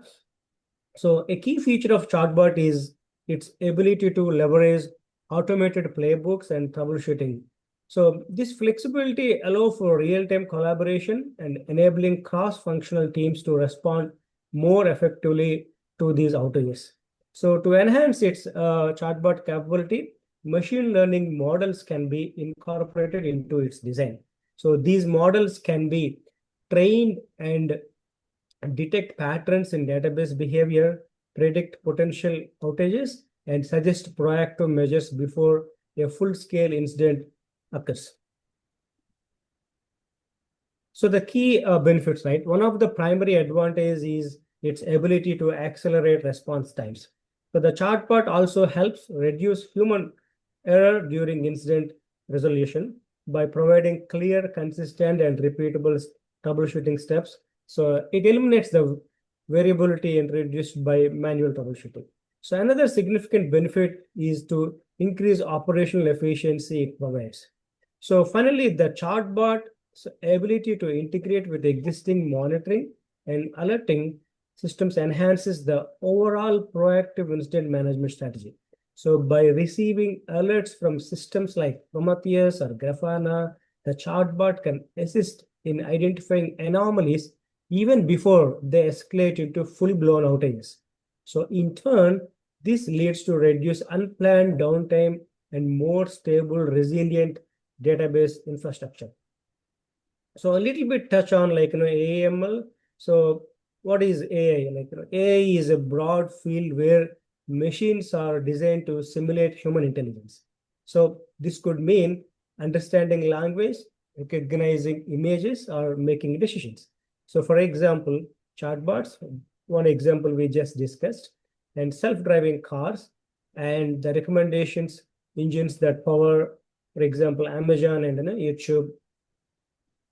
So what is machine learning, right? So the machine learning is a subset of AI where systems learn from data rather than being explicitly programmed. So think of it as like teaching a child to recognize animals. Instead of describing every detail, you show many examples until the child learns the pattern. So finally, AI, ML, and DL, these three, the DL is deep learning. So these terms often get confused, right? AI is broadest concept. ML is subset of AI focused on learning from data. So deep learning is specialized area within ML that uses artificial neural networks, often behind breakthroughs in an image and speech recognition. So some of the real world applications apart from the one which already we discussed. So like multiple, right? Healthcare for early diagnosis, finance for fraud detection, and retail for recommendation, and cybersecurity for identifying threats, and transportation for autonomous vehicles. And these are all like not futuristic dreams, right? They're all happening right now. So for example, coming to transportation, Tesla is like very popular here. So for example, I'm using Tesla autonomous car for last 5 years. It's like super amazing experience. So I drove from San Francisco to San Diego. It's like 8 hours of drive. With a normal car, it's like super hectic. I need to focus on the driving. But with this, the journey was like flawless and super comfort. So I was just spending time with my family while the car is taking care of its own driving. So incredible. So that's how it is but at the same time, despite the progress of AML, face big challenges too. So data may be incomplete or biased. So models may discriminate unintentionally. Many ML systems are black boxes, hard to explain, which reduce trust. And computational demands can be massive too. So we need to see that angle too. So the key points are here. AI/ML are transformative technologies already shaping our lives. So they enable amazing real-world applications, but come with serious challenges too. The future is bright, but we need to responsible innovation to maximize the benefits while minimizing the risks.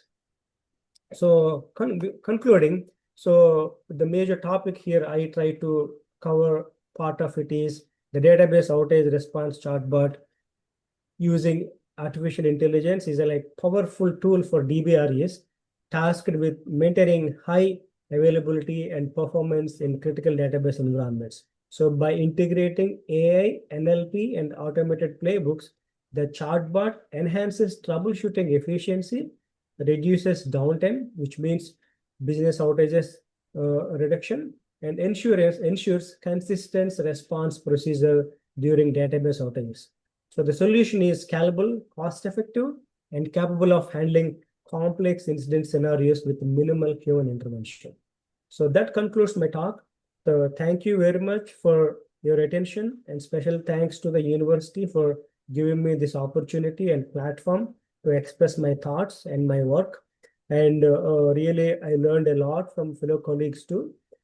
Thank you very much. Yeah, thank you a lot for very nice presentation, good ideas. Thank you. Thank you. So, we will have another next speaker actually. Shrikant Malia, talking from data codes to data content. AI augmented governance and communication experts listed. So you are welcome, stage is yours. Hello everyone, I hope you are able to see my screen. Good afternoon, distinguished organizers, respected colleagues and fellow participants. I am Shrikant Malviya, a data engineer at Tata Consultancy Services based out of United States of America. It is my privilege to be here at the International Scientific Practical Conference organized by Tashkent State University of Oriental Studies. The title of my talk is From Data Chaos to Data Confidence, AI Augmented Governance and Optimization Across the Discipline. Let me begin with the agenda for today's talk. I'll start with the background and relevance of the problem. Then we'll walk you through the research question and methodology. We'll explain key findings across different domains and followed by the discussion of their implications. Finally, I will conclude with recommendations before opening the floor for any questions that you might have.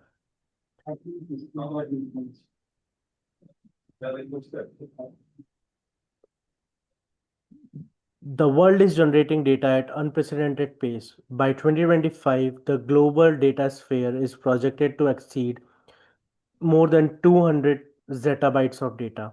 Yet, almost 85% of the enterprise data remains unused, redundant, or trivial, often referred to as a dark data. This is not just technical problem. Poor data quality costs the US economy a 3.1 trillion annually, with employees spending nearly 27% of their time correcting issues. Clearly, bad data is both an economical burden and a missed opportunity. This brings us to a tale of two realities. On one side, chaos, where poor data quality erodes trust and cost firms 15 to 25% of their revenue annually. On the other side, confidence, where AI assisted governance frameworks enhance data quality and unlock values. Take Europnia as an example. By enriching 11.2 million heritage records with AI driven quality checks, they enable multilingual access and cultural reuse across Europe. So the question becomes, how do we shift from chaos to confidence? And that leads us to central question of my research, which is how can AI augmented governance framework transform fragmented, unreliable data ecosystem into trustworthy, interoperable knowledge assets while ensuring compliance and human oversight? This question is not limited to one sector. It cuts across insurance, education, and cultural heritage and beyond. To answer it, I anchored my approach on a FAIR principle: findability through rich metadata in indexing, accessibility using standardized protocols, interoperability powered by shared vocabularies and ontologies, and reusability ensured through provenance and licensing. This principle serves as a North Star guiding us from fragmented data to structured reusable knowledge. Building on FAIR, I designed a 5-layer AI augmented governance stack. This includes data quality assurance at the foundation, policy as a code to embedded compliance into workflows, AI explainability and bias mitigation, federated governance for cross-industry, cross cross-boundary data use, and continuous monitoring and optimization. This layered approach ensures governance is not just bottleneck, but a strategic enabler for AI adoption. Let us now discuss about the framework principles. So we have four framework principles, which are measurement first, human AI collaboration, iterative deployment, and risk-aware design. Moving on, let's discuss to the key findings across three domains. Insurance sector. AI models trained on governed high-quality data achieve high accuracy and fear false positive and fraud detection. With techniques like explainable AI and advanced loss functions, fraud detection become not only efficient but also trustworthy. Education sector. UNESCO and US Department of Education emphasize AI's potential in personalized learning and early risk identification. However, they warn of risks like bias and privacy violations. Governance frameworks help balance innovation with responsibility. Third, we have cultural heritage. The Europea project that I discussed and reached 11.2 million records, improving metadata quality and interoperability. This enabled multilingual access and cross-cultural reuse, a clear example of AI governance fostering inclusivity. Next, what do these findings tell us? First, the data chaos is not inevitable. With the right framework, confidence is achievable.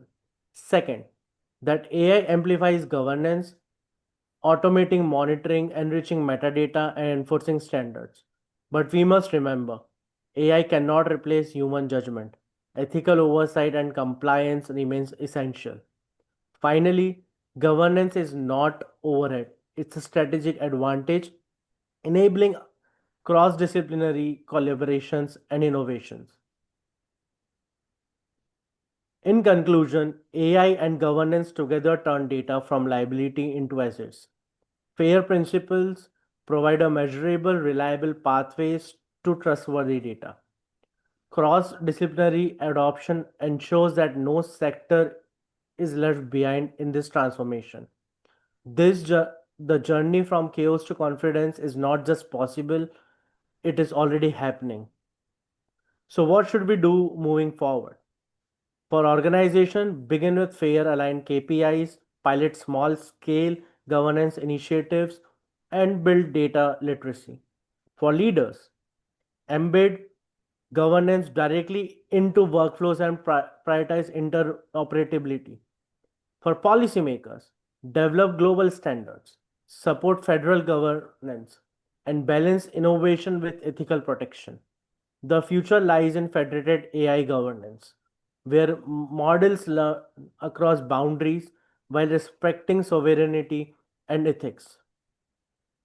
Before I close, I'd express my gratitude to my colleagues, mentors, and the wide research community, and whoever is participating this particular conference.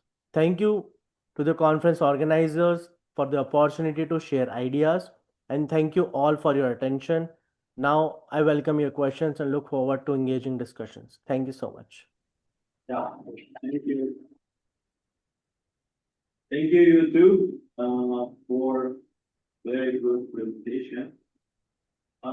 So we kindly invite next speaker, Yashas B. Mikey. The topic is AI and scale responsibly in energy efficient trading on NVIDIA,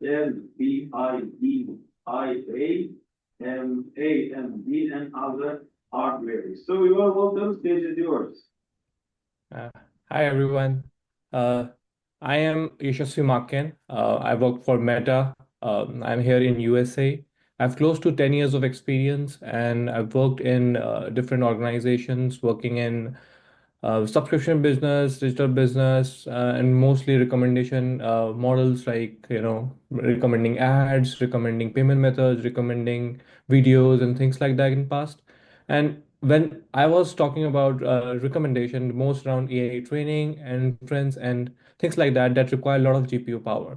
So today's topic is more around the artificial intelligence at scale and responsibility. Like with efficiency, how can you train and also infer without losing the opportunity to, recommend faster and efficiently. So here I am in presenting in this conference, and thanks everyone for giving me the opportunity to present this. I'll start by sharing some of the areas on the introduction and methodology, and ultimately concluding some of my research. So why AI is scale is important, where we have, trillions of parameters where you have to train with the model, and you need a lot of compute power. Given this training, models which require enormous resources and energy, like example LLM, like ChatGPT 3 required 1300 megawatt hours of energy, which is equivalent to an annual power consumption of 130 US houses, which was in 2021, and now in 2025 it has almost three times, and it is grow at the rate of 2.5 years, and it almost doubles every 2.5 years. So this the hardware efficiency is increasing, as well as the power consumption is increasing. So challenge is how the energy cost can be reduced, which ultimately leads to carbon footprint and financial burden. So if we have to do a trade-off, like whether we are able to achieve the performance improvement, also budgeting the finance gains. So the balance is needed, and also we don't have to lose. So the motivation is around, how we can scale as well as train faster with lesser GPU utilization, and have a faster training efficiency. So moving forward, so the motivation is around, how efficiently we can train our models. Like we have different hardwares, right? Like NVIDIA, AMD, and other hardware where we have to train these different models, because every model has their own limitation constraints. You have to understand how responsibly you can train and achieve the similar accuracy. Given this is the conference, we're trying to relate and talk more about AI infrastructure. So I wanted to bring that this is the industry relevance, and sustainability is more talked these days, because we have the companies like Meta, Apple, and other Google, as well as they are trying to invest heavily on infrastructure, billions and billions of dollars, and this requires, a thought that how sustainably we can train. Um, Moving on, the methodology is more around, the area where identifying and analyzing the bottlenecks that we have, and how we can approach that, and how we can benchmark it. These days there are a lot of metrics that we talk about, like you know either it is the flops that we are talking about, whether the throughput, or whether the energy consumption and latency. So there are a lot of different metrics that float around. We have to understand how we can better measure it, and how we can better utilize these metrics to analyze how well we can train the data. So, so when you talk about the approach that I went through, so we did a lot of different approaches, both hardware and software optimization for different hardwares, and we try to benchmark with NVIDIA A100 to H100, and then AMD MI300, and then Meta, they has their own inference and hardware chip that is called MTIA. And considering there are other similar hardware, so we did benchmark on them as well. There are open source available, but for this study we focus on these three hardwares. Moving on, we picked the data sets and models which was, transformation and based ads ranking models, and ResNet baseline workloads, and we tried to get close to 2 billion parameters here, and we tried to train it for close to like one GPU, two GPU, and even went to like 128 GPUs till 512 GPUs as well for some certain models to identify what are the gains that we are having with different kind of techniques that we applied here. So techniques that works, it's not just one technique works. So you need to, because there the cross vendor approach, right? So we have NVIDIA, AMD, and now there's different kind of hardware. Like how can you better optimize the GPU utilization? So you need to have a mechanism where you don't have an idle GPU cycles. So let's say you have, let's say the demand is too high because a lot of AI engineers want to train their model, and you just have, let's say, 1,000 GPUs, and there are 10,000 employees and want to, schedule the job. Like how well can you schedule the job, and how efficiently the model will be running on that job, and if the model is not being trained and essentially occurring some errors, how you handle it. So this technique is more the first technique, which is dynamic scheduling. This is a research in itself to how to efficiently utilize the hardware that we have. Let's say you have like 10,000 different jobs that are running, and you have to schedule them. You have different type of hardwares, like now you have to understand how this model will be trained, what is the constraint, and then how efficiently can you do. So what we did was, as part of the study, we picked like top 5 models that we had, and we tried to train them on different hardware and try to dynamically introduce a dynamic scheduler for this study. And we try to make sure that we try to reduce the idle GPU cycles here, and we try to measure the gaps that whenever we have, we try to make sure that the jobs which require higher GPU given more priority, and then see how the performance is. The second thing that we did was a mixed precision. Obviously, uh, there are different hardwares, and different models use different arithmetic precision, like FP16, BF16, even TF32, FP32, and now there are much more smaller precisions like MX5, MX7, and stuff like that. And so different hardware uses different precision. So the more mixed precision training that we do, which kind of we analyze that it reduces energy and memory consumption, which internally make the model train faster without losing the model accuracy. So that was this big gain that we understand. Like we need to make sure that the different models that we run use the hardware optimally.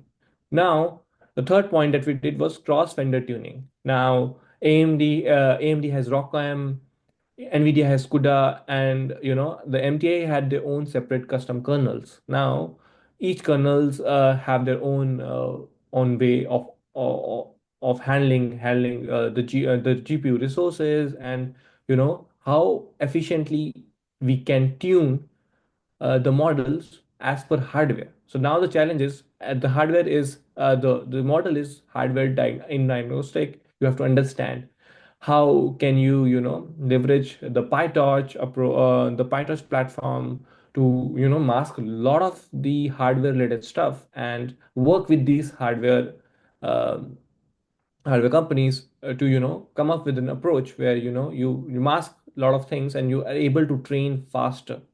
So we did tuning of a lot of kernel hardware and gem performance based on the different libraries that they had, these hardware offers, and make sure that we use the GPU memory more efficiently. The fourth approach, obviously, we should be energy aware, and we have to understand the scaling policies. So we need to understand, you know, if there is an idle resource, we should efficiently use it and measure the gaps that we have. Let's say at one time, let's say A100 NVIDIA, let's say being utilized less. So what we did is we did a dynamic scheduling where the models that were requiring higher GPU, let's say H100, but they don't have H100 anymore because other jobs are running. So now that job has to run. So what we did is we tried customizing the runtime runtime training optimization, where these bigger models can be trained on a hardware that is less optimal. But in order to utilize the hardware efficiently, we can use a bigger size, bigger model to be trained on a smaller hardware with multiple GPUs.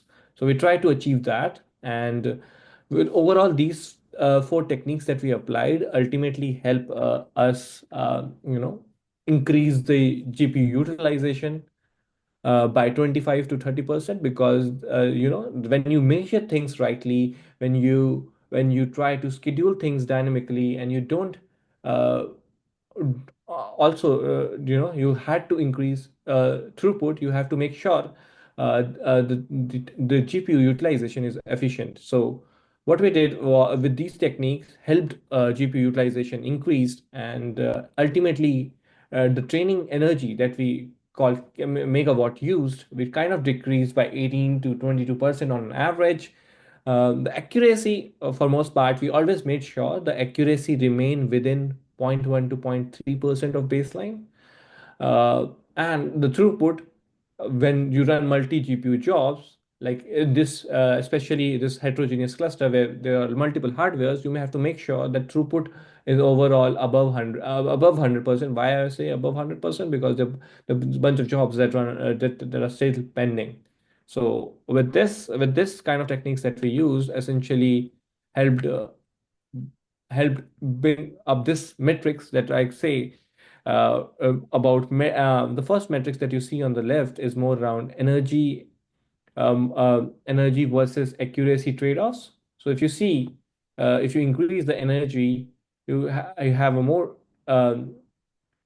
accuracy percent. But when you try to normalize it and go and see uh, and try to utilize the energy consumption efficiently, the trade-off with the trade-off, you're still able to increase the model accuracy and also maintain the energy consumption. So that is there. And on the right hand side, we saw the baseline, the GPU utilization. You see like 60% or below 60% for some hardwares.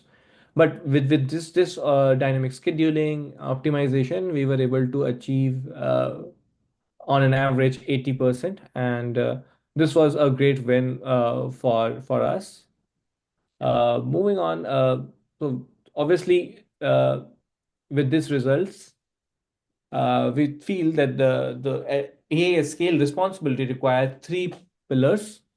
Hardware efficiency, where NVIDIA, AMD, and future heterogeneous hardwares, play a big role. Second is software scheduling, like PyTorch, TensorFlow, and different compilers hold a big responsibility here, how efficiently we can, train these models. And obviously, deploying deployment policies like carbon accounting, green data centers hold big responsibility here. So future directions, like we are thinking, is how we can use renewable energy scheduling, and see how efficiently we can train with these kinds of data centers having renewable energy. Also, we are thinking of model compression, where we can somehow compress these bigger models to be trained on smaller hardwares and more efficiently, and improve the training time. Also, setting some standard energy efficient benchmarks for AI, which is standardized by companies like right now we are using kilowatts per hour, like how efficiently we can set the right benchmark. So that is something around the future directions. Conclusion of this study is more around, the energy efficiency. When you try to improve the efficiency, doesn't mean that you will trade off on accuracy.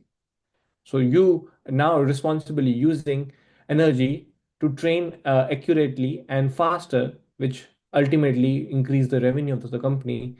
Ultimately, a win for both.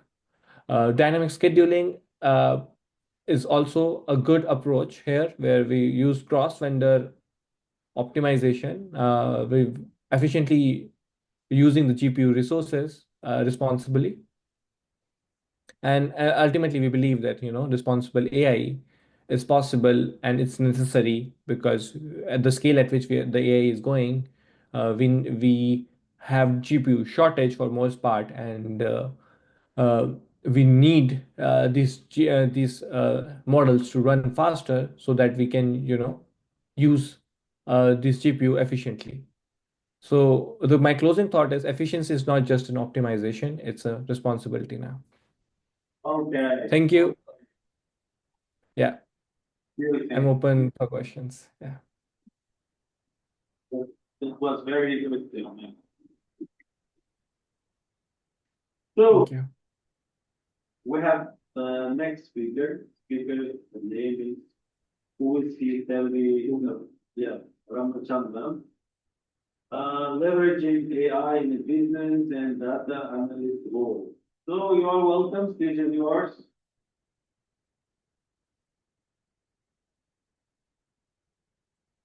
Hey everyone, thank you for having me here. Today I'm going to talk about leveraging AI in business and data analyst role. So my name is Puvili Selvi Ramachandran, and I'm working as a business analyst in Workday, which is located in California, United States. So my experience overall, I have like around 15 years of experience, and worked on multiple reporting tools so far, and also parallelly I worked as a data analyst as well. So now today in the trend, actually, we have to leverage AI in day-to-day life. That is kind of like a new norms for the companies. We have to be adapt with the new technologies. So we are also using these tools in our day-to-day life, which is our mandatory nowadays in our company. So I want to just explain present like what I am doing with respect to my role, how I'm utilizing the AI. So I'm going to talk about like a few tools which we are mostly heard about it today, which are like a Gemini and then Notebook LM and ChatGPT. So from that, just mostly in my role, I'm using Gemini Gems, and then Notebook LM. So by using these tools, like what we can do means we can simplify our work, and we can save the time, and also we can collaborate our work with our other team members. So with that, I will go ahead and cover what is the difference between these tools, in which scenario which we can pick based on based on the scenario of which tool we can pick it up. So I'm going to cover only Gemini and then Gems and then Notebook LM. So Gemini, Gems, both are like almost same, but there are like a different little bit use case wise. We can utilize it in a different way. So when you take it as a Gemini, so it's kind of like we can use it like most like a search engine, but it's not exactly search engine. So it won't give you like links to navigate or search something. Instead, you can do like a brainstorming. For example, you can ask Gemini to how to do this work, or can you suggest me some of the new metrics for my subject area. So something like that, where you can ask some friend, how you will ask, hey, do you know these things? So yeah, it will search all around the World Wide Web, and it will get the consolidated results, which will be like a mostly which we can use it for our knowledge purpose. So in my role, so Gemini mostly I'm using it for anything like if I need to compose an email to the leadership team. So I want it to be super professional way. So I will give the pass the information, then it will give it to me like a proper professional way of communication. So I will utilize it. And then so that's my most of the use case. And then sometimes what I will do, I will pass the code, then I will ask Gemini to convert that into the some documentation. So it will give that descriptive instead of it will convert the coding to descriptive language, or it's like a natural processing language, so which we can use it for the documentation purpose. When it comes to Gemini Gems, so this is one level upper than the Gemini. So we can use the Gemini and we can create the gems. So it is like your personal assistant where you can give the commands, or you can for example, you want to assign a task to somebody else, then you will give the instructions. So those instructions we can just create it, we can set it as a rule, then you can save that as a gem, then you can use that as your personal assistant. I'm very happy to show that as a quick demo, which may take like maybe 2-3 minutes, like how I did. Then I will come to the Notebook LM. So I already prepared some of the things. So one of the use case in my work, what I'm doing, I'm comparing the Excel files. So this is mostly like a weekly, at least once or twice, I have to compare the Excel file data for my data analysis, sometimes to handle the issues. So what you can do when you're going to Gemini, so you can see here, you can select this Explore Gems. Then there will be option to create a gems. So you can just select the, you can give the title. Then you can give the instructions, then save it. So after that, so I already did this thing.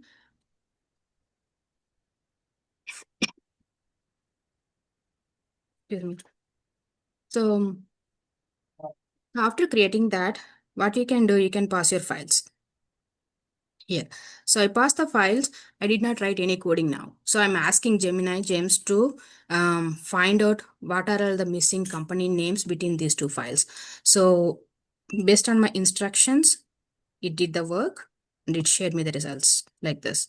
So these are the companies missing between those two files. So likewise, I can ask it to compare it in a vice versa. So instead of comparing from file A to B, do the comparison from B to A. So I can ask like that in a natural language. So then again, it will do and it will give the result set. Then you can export it to Excel. If you want, you can do further analysis or whatever you want. You can just do or just you can use it for the communication purpose, or you can take the action based on the output. So this is one of my use case which I am utilizing Gemini Gems. And then the next one will be the Notebook LM. So the Notebook LM, it will be like creating a synthesized data, as well as you can use it for the summarizing the documents, and even you can use it for the research work. And also it have the certain limitations. So the Notebook LM, mostly it will work only with Google products, which are like Google Docs, Google Sheets, and then Google Slides. So right now it's not supporting Excel file or Word. So, but what you can do as an alternate process, you can go here and you can just create a document and you can copy paste your content if it is from Word file, or likewise you can do it for the Google Sheet if you want to copy paste the content from the Excel file. So once you've done all these things, I'm going to cover next how I'm using Notebook LM for my work. So usually mostly I used to create reports and dashboards. So every dashboards needs the BRD documents, as well as the overall what that particular project about, and what is the what the dashboard do for the business. So all this information I need to prepare the document. Usually to create the document, it will take at least minimum 3 to 5 days to combine everything and put it in like in a proper way. But whereas by using Notebook LM, what I'm doing, I just created everything within like hardly within 30 minutes. Which was super useful. So what I did to make that to work, so this is the Notebook LM and it is a free tool. Everyone can access it. So we all know so Zoom. So mostly in my company, in our company, so we are using Zoom for all our communications and then meetings most of the time. So once you're done, now Zoom have the capacity, like it have the advantage where you can store it will automatically create the AI summary. So what I did, I'm not sure it's not opening, but so you can just copy paste the AI summary into your into Google Sheets, sorry, Google Doc. So like this. So like that, how many meetings you're attending. Not only that, even if you have like any Slack communication, you can just save that. And also if you have any Excel file, the requirement you're getting it as an Excel file, just put it into the Google Sheet. So like that, you get as much as how many documents you're getting for that particular work. You can save it. Then once you're done, what you can do, you can go to the Notebook LM and you can just click on the top and the top section. So that will allow you to create a new notebook. Then you can add the files here. So as soon as like when, for example, today I'm getting on a new meeting, then new meeting notes, then you can add that content here. So once you add all these files, so right now I have 3 meeting notes. So I want to prepare a document based on this meeting summaries. So I can ask like this, just create a business review document. So what this will do, it will consolidate all your meeting minutes. So based on that, it will prepare a document and it will be like, just see, that's it, it's done. So it will give you the high level definition, what it is at the summary, and then what is the scope and objects and the responsibility for each person, what is the system, what are these different system we are using it, what are we going to do with this project, what we are trying to achieve. So all this information, if I need to type all these things, definitely it will take a day for me. So by using this technique, I just within a second, in few seconds, I just made my base document. But after this, again, I have, since it's a machine created this one, so I need to do the manual intervention, but that's okay for me. So I can read it and I can correct it how I want. So likewise, you have like additional stuff over here on the left side. So you can, what you can do, you can use the mind map. So the mind map is nothing but it's a flow chart. So if you just click on mind maps, it will create this. So it will tells the how the data flows.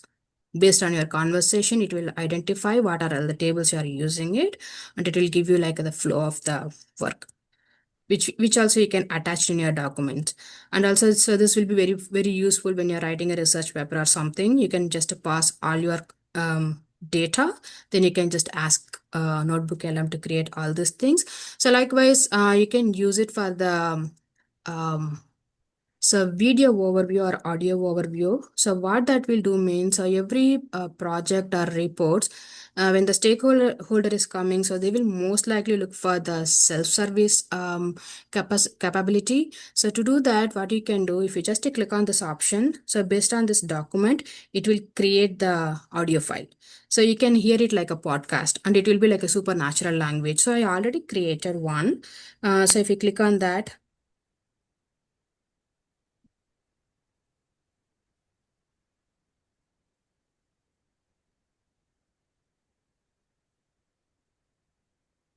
I'm not sure why it's not running, but it should. Oh, it's okay, but the time is Sure. Yeah. So yeah, these are all the use cases which I'm using it in my work. But I hope so this will be useful for you all in case if you want to explore it. And again, thanks for this opportunity. I really enjoyed my presentation. So yeah, thank you. Thank you. Thank you.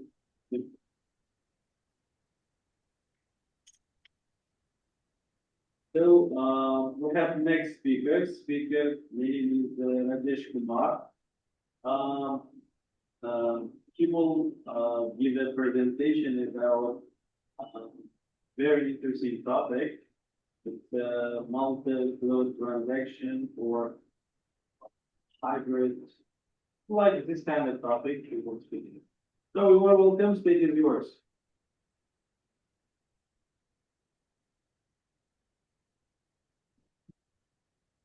Hey, sorry, I was talking about. Hey, hi everyone. Myself Rajesh Kumar.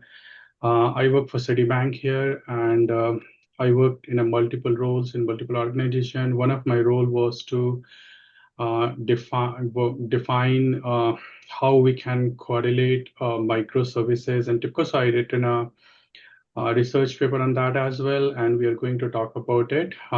With respect to the time, I will be skipping some of the slide, but please help me out with the email communication. If you need more detail, I will be always happy to share the details to you. Now, it's a honor to get this opportunity to talk about the multi-cloud orchestration and especially intensing the TIPCO and the microservices. Why this research is because there are few things which is important to understand, that is latency due to geographically distributed network, consistency trade-off, reliability issues, service outage, transunit falls, security and compliance difficulties, investigation complexity, integration complexity, particularly due to the latency between the two different products. What motivated me to do this research is the business need, because you cannot go directly from TIPCO to microservices. It will be a risk to your business and the technological gap. These are the two main reasons for motivation. There are other reasons too, but due to lack of time, I just try to crisp and short. So when I talk about methodology, when I started working on it, I used the saga pattern because whenever you talk about any distributed system, you need to make sure that transaction are decomposed, distributed transaction into smaller local steps with compensating action. You should apply both chronological based and orchestration based forms of your architecture design. You should be using I have used event-driven orchestration, and that is based on TIBCO EMS. That is one of the famous product of the world. And there are multiple products coming in, but when I was considering the research, because it was between TIBCO microservices and TIBCO business works or the TIBCO products and microservices, so I considered this as one of the product. Then I have used resilience models, detached with exponential backoff.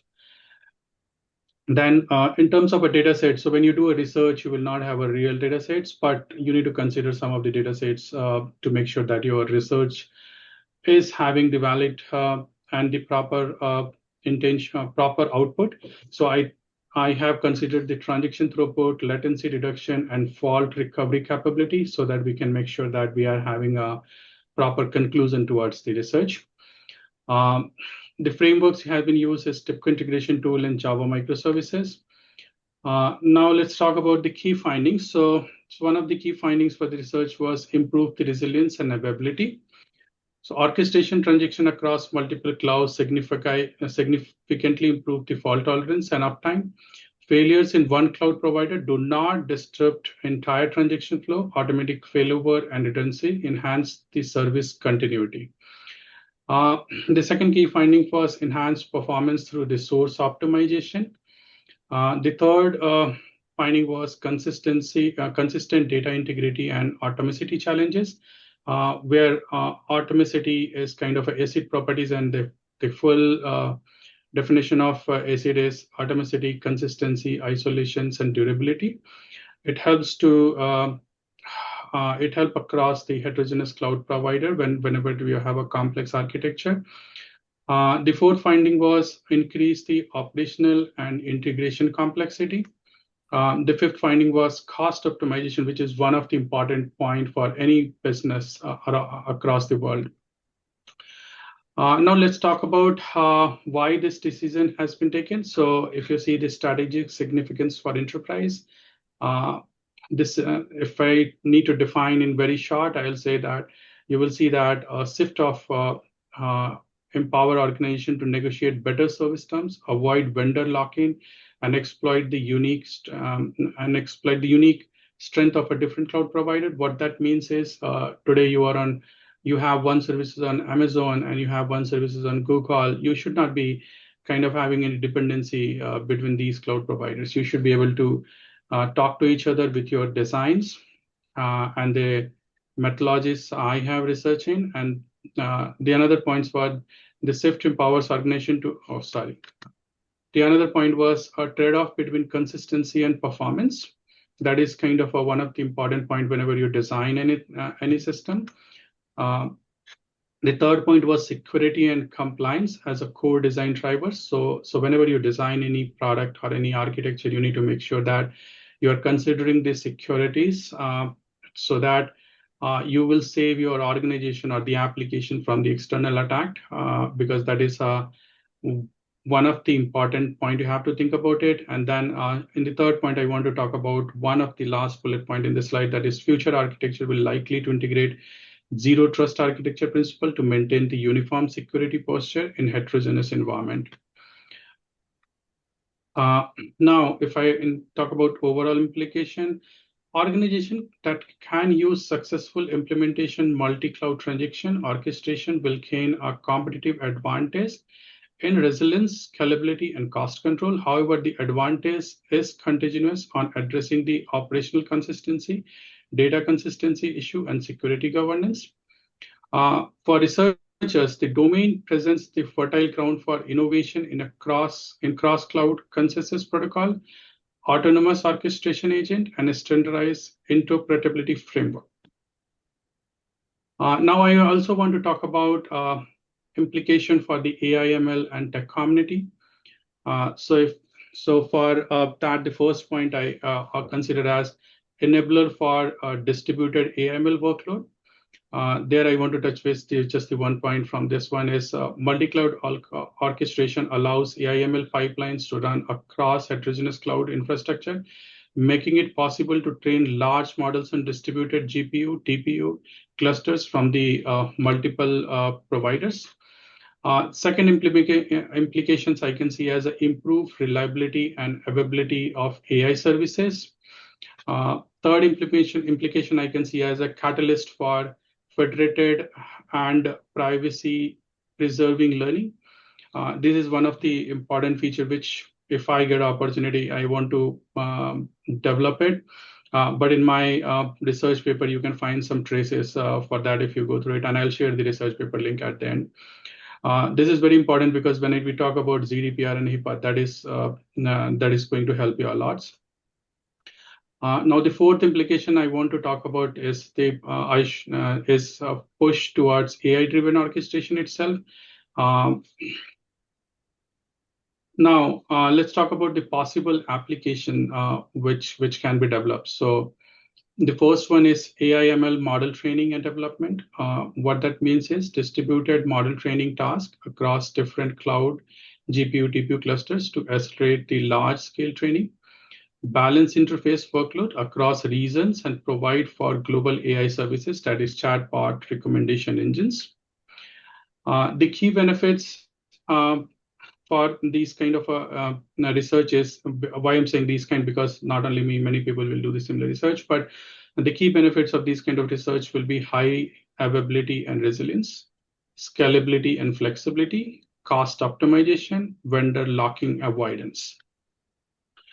Regulatory compliance, because when you design a banking system or any kind of a finance system, there are always US is always a highly audited market, and you need to take care of regulatory compliance issues. So this will help. This kind of a designs will help you to avoid that, and you can take care of your compliance as a proactive measures.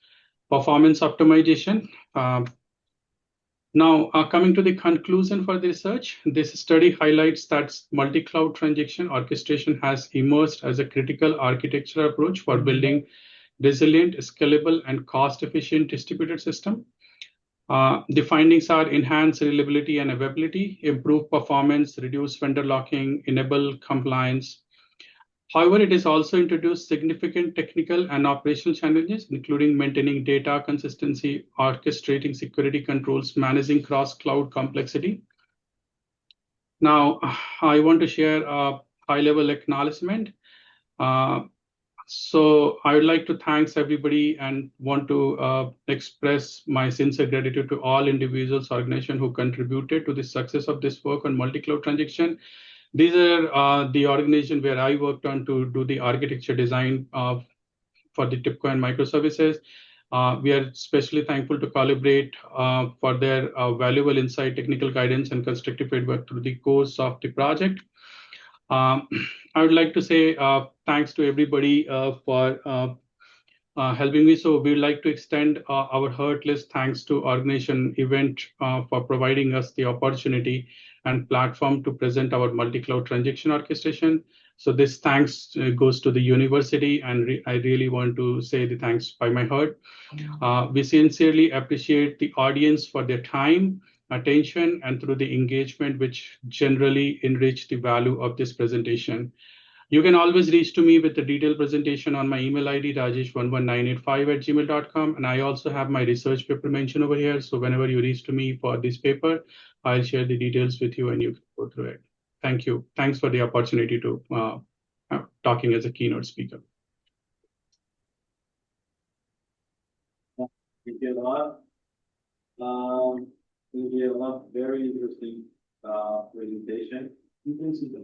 Yeah. So now we have, I think, two speakers left. First, Pankaj Arora. Topic is the smarter cash flow in healthcare supply chain, the power of dynamic discounting in the digital era. So you are welcome. Stage is yours. 10 minutes you have. Thank you. I hope you can hear me fine. And as one of the last speaker, I know my job is to keep you all awake. So I'll be covering taking absolutely 10 minutes. So let me share my screen and then please suggest me once you see it.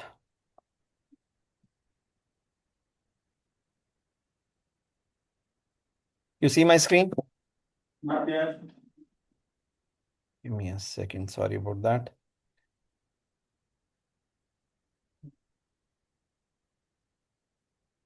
Yeah. Now is visible. You may start. Okay. Can you? Yeah. I hope now you can. Okay. So let me start. I'm Pankaj Arora, based out of USA. I have done the healthcare supply chain implementations for many organizations. I have in total more than 20 years of experience implementing these systems across Switzerland, UK, and the United States. So today my topic is that how the smarter cash flow in healthcare supply chains, or basically the power of dynamic discounting in the digital era. Moving to the main background, just giving you how exactly things are happening.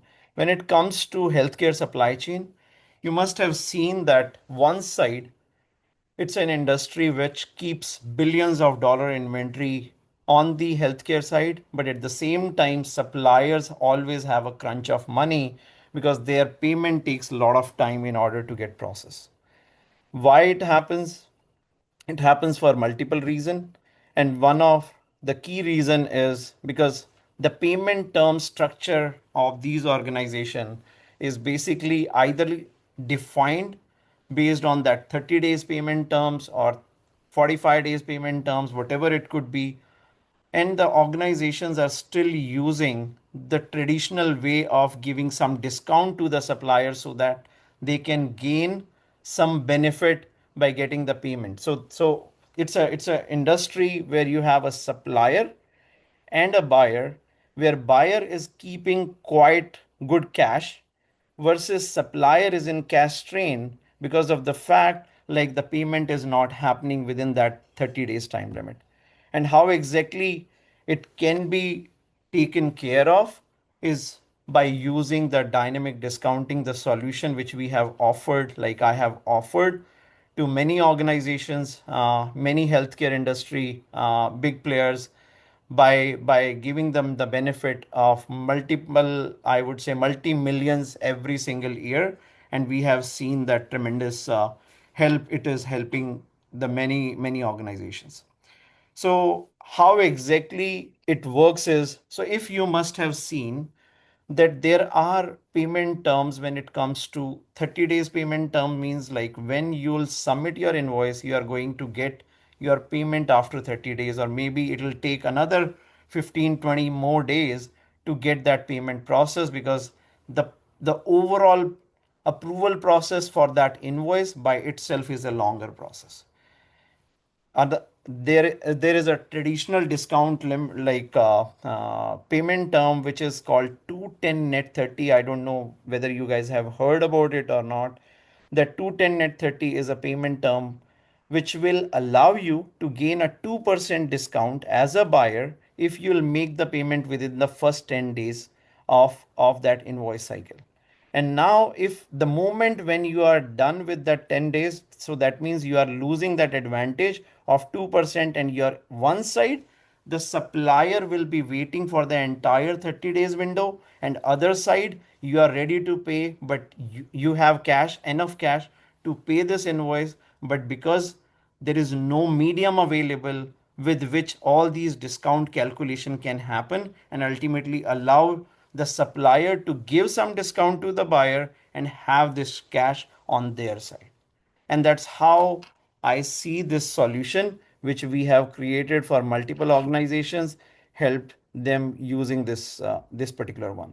So how exactly this dynamic discounting works is that as part of the dynamic discounting, what you guys can do, you can provide the flexible discount rates. The system will be smart enough to see that suppose the invoice got missed that 2% window or that 10 days window to gain the discount, system will still keep on checking that what is the probability and what are the options available based on the cash dependency. If the cash is available on the buyer side, and if that that supplier is very much interested to give the discount because they are going to get the money faster, then what they are going to do is they are going to come into the system selecting those invoices and allowing those invoices to ultimately giving maybe 1.5% discount or 1.8% discount. And when you do the calculation, simple maths, if it's a 1 billion industry, like where you will be pending for like even 1 million, 1 million, 2% makes it 20,000 benefit coming out of directly from the supplier to the buyer, because now supplier is going to get the money faster and buyer is going to get that discount. So instead of making the payment of 1 million, they just need to make the payment of 9.8 million. So that's how this solution is helping the industry. So in order to implement that solution, you definitely have to have an ERP, which is enterprise resource planning system, which got integrated with the third party system, or you can within that ERP system, there are configurations available. I have done it in many ERP systems where things can be configured, things can be customized in order to use that benefit, in order to use that functionality. And then finally, how AI is helping as of now is that currently it is taking care of all those specific needs.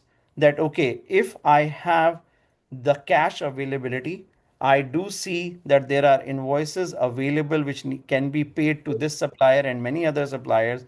Then it will generate the dashboard based on which the buyer knows how much discount they can offer. Sometimes the cash availability is so high that you are ready to take lesser discount, but at least you'll pay the amount. Although sometimes you have a cash crunch on the buyer side, that time you'll try to get maximum discount from the supplier if possible. And this AI powered analytics can help you in order to gain that. Moving on to the some results which I just want to show you, that this is what we have seen in last 5 years time, where these solutions have been implemented, how much it helped to the customers when it comes to the supplier cash flow improvement. So these are some stats coming out. One is that 16% of the supplier cash flow got improved by using the solution which was implemented. And then this is coming out from many customers. So you can imagine the customers I am referring to where they gain the discount of the total benefit of 75 million over a course of 5 to 6 years window. So that means like every single year they are gaining a discount of 14.5 million. And then when it comes to supplier participation, there is a very high number. As of now, there are 31% supplier for that particular customer and other customers too who are using this solution and taking the benefit. How much it helped to accelerate the payment from the number of days perspective, you see that there were 18 days is the minimum time which got changed. So that means now the payment which was supposed to happen in 30 days, 30 minus 18, it is happening in 12 days window.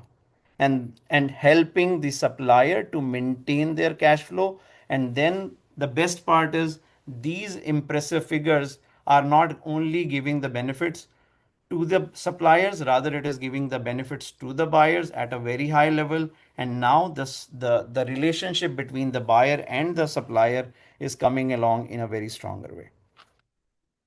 So I'll be concluding, not taking much of your time. I'll be concluding that the road forward with the dynamic discount is that when you will be using this solution, you'll not only giving the benefit to the supplier and gaining the advantage on your side in the form of discount, rather it will help to operationally meet the excellence by using that relationship which you will be maintaining now, because now supplier is very much tied to you because they know that our money from this particular healthcare system is going to come very fast.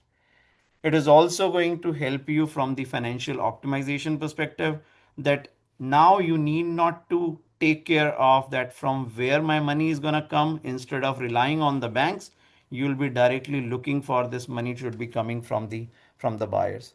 And then the strategic advantage of this particular solution is that it will help you to achieve the cash flow on the supplier side, and it will maintain a good balance of cash flow on the buyer side. That way both parties are basically taking the benefit. And then finally, the recommendation is that dynamic discounting should not be an option. It is the foundation for the smarter, stronger, and the future ready healthcare supply chains. So this is actually something which I just wanted to present to this group. Thank you very much. I would say that the smarter cash flow, stronger healthcare chains can be created using the smarter cash flow.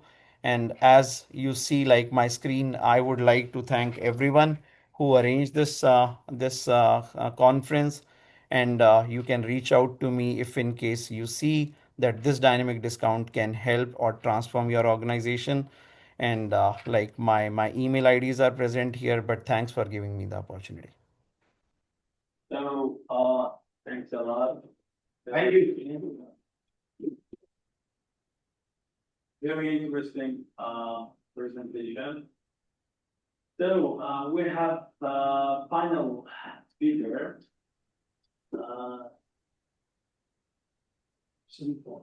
Shrika will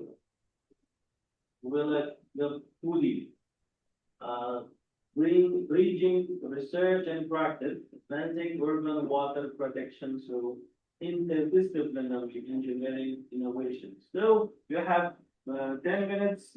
The stage is yours, and you are welcome.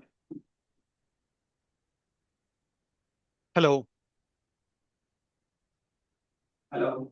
Hello, visible and audible, so you may start.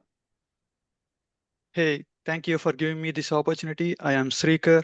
I am a civil and environmental engineer here at America. My topic here is bridging research and practice, advancing urban water protection through interdisciplinary engineering innovation.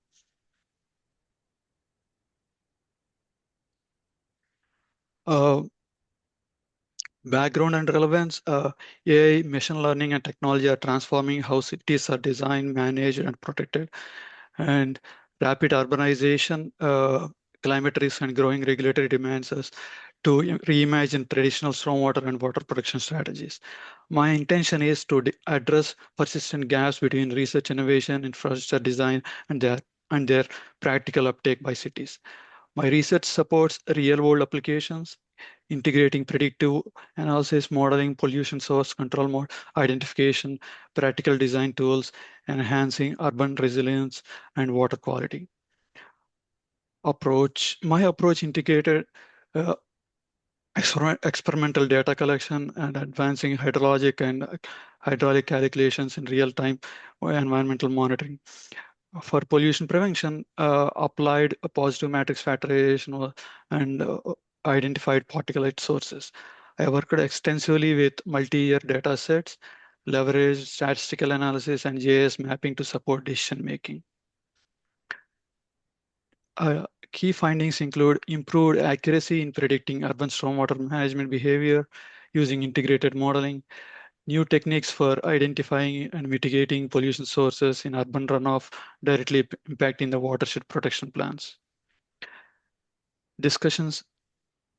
Implications of my research include enabling smarter and adaptive infrastructure that improves resilience to flooding and water pollution, equipping cities with actionable insights for regulatory compliance and long-term sustainability. Applications include stormwater design, optimization, real-time pollution tracking, and energy-efficient critical facilities. Key takeaways from my research include: by bridging research and practice, interdisciplinary engineering technology offer powerful tools to secure urban water futures. My recommendations from the research include fostering the partnership between academia, industry, and municipal governments. Effective translation of innovation will happen. And adopting and investing in AI-driven modeling and integrated sensor networks for real-time system management.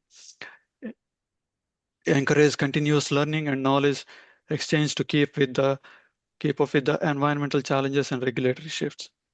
Thank you for giving me this opportunity. Thank you for organizers for giving me this opportunity. Thank you, speaker. Yeah, you are very fast. Thanks a lot for everyone. اكتمل المرة جنب المناطق. شوية.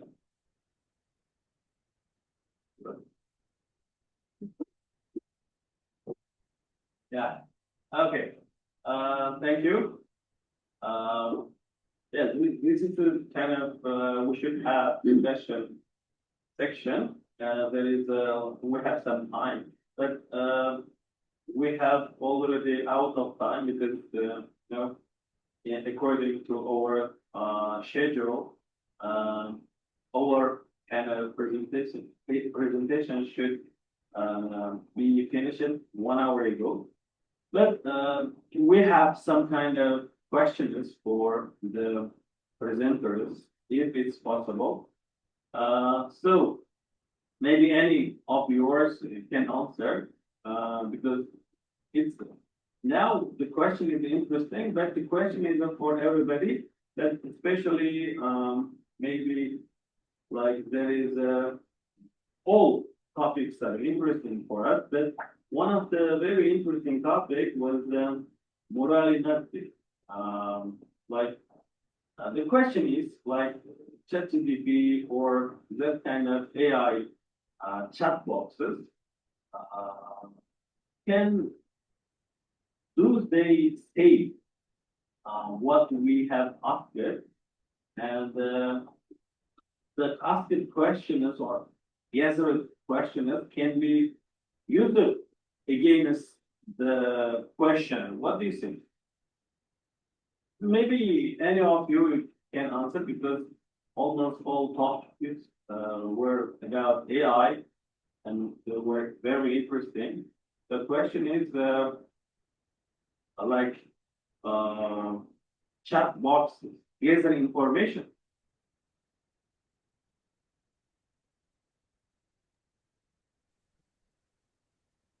Yeah, I think if I got the question correctly about the chatbot, you're asking about how we interact with chatbots and how we get the output of it. Could you please repeat the question? Question is, do chatbots gather information like when we ask questions, different questions, do they save those questions and those questions can one day? Yeah, I got it now. Yeah.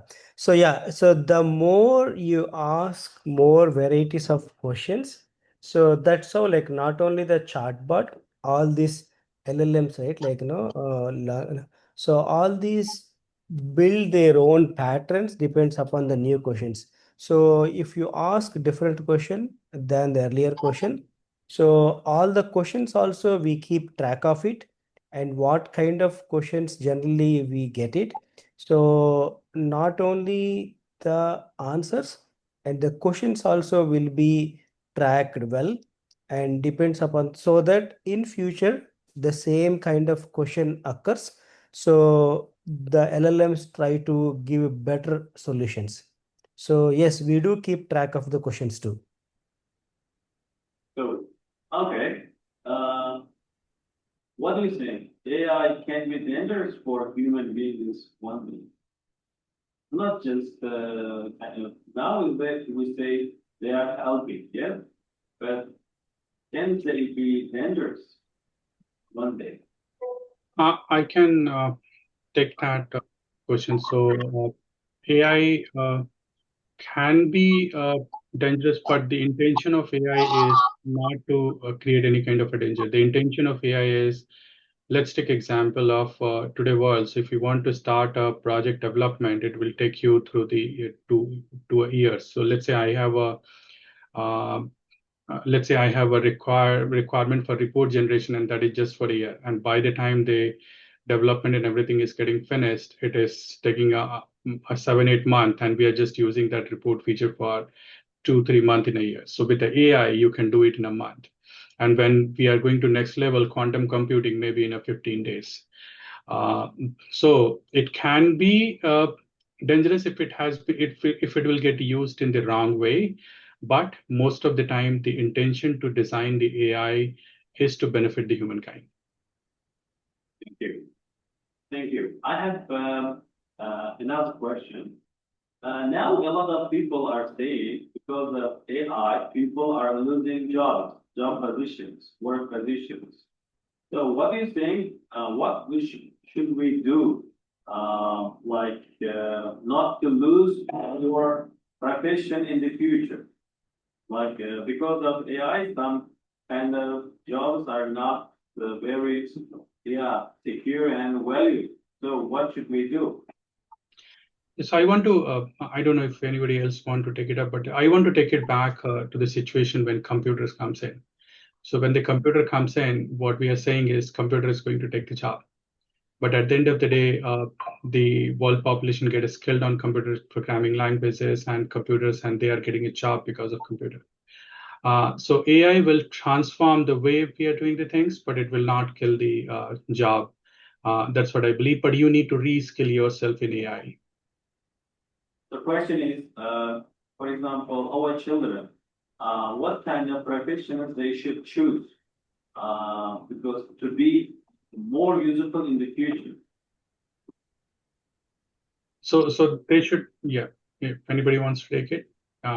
Okay, so they should be kind of using the tool-based learning in the future. Now, if I take example, initially when we are doing the coding on CBOL, it was too intense coding. Then we came on Java, that is less intense coding. Now we are coming on 5th generation products, which is called TIPCO or other things that reduce the coding. Now, as with agentic AI, you will get the code.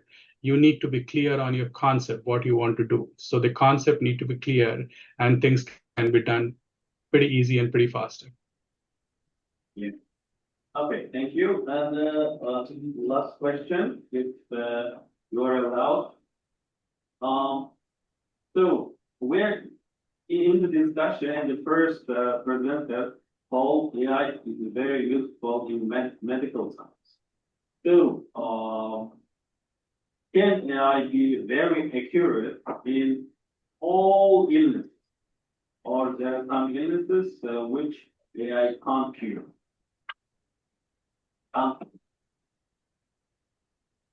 Pooja Maher can answer if she's here.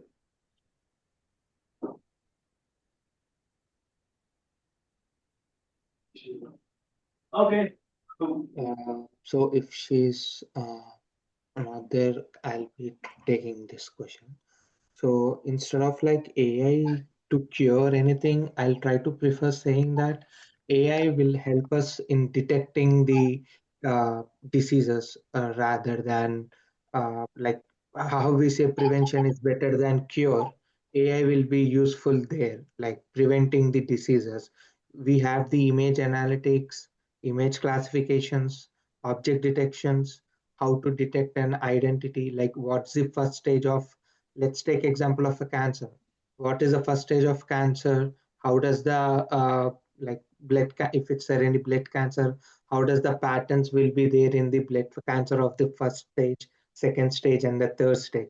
So with that pattern recognition, we can prevent the concern rather than at the point of cure. I think. I think it helps really in the early diagnosis. Early detection So, and yeah, that's what for cancer, right? For many yeah. people, they're having issues because they find it lately. So this may help in early diagnosis. Yeah, and this will also help to develop a medicine which will be more appropriate for the diseases. Right now, if you see these scenarios when we don't have our data available across the world, what's happening is team A is when doing a research on certain symptoms, team B is doing a research on certain symptoms. So what will happen when we have a AI-driven model, then let's say AI is seeing some things, we can correlate the data and say that, oh, okay, now these two teams are in two different stages. They can correlate this and build a better medicine. So it will come as a solution, not as a product. So they can build a better medicine to help out the human community. Yeah. Data And to conclude one last statement from my side, I think for the second or third question raised by the panelists. So yes, AI is very good. Everywhere we are talking about AI. And but at the same time, even I mentioned in my one of my slide, right? Challenges in AI and ML. So it always depends upon the data quality, like what kind of data you're giving. So that's very important. Depends upon that, there is a chance of like biasness and fairness issues also already there, and the trustness of the results. So it always depends upon the data quality.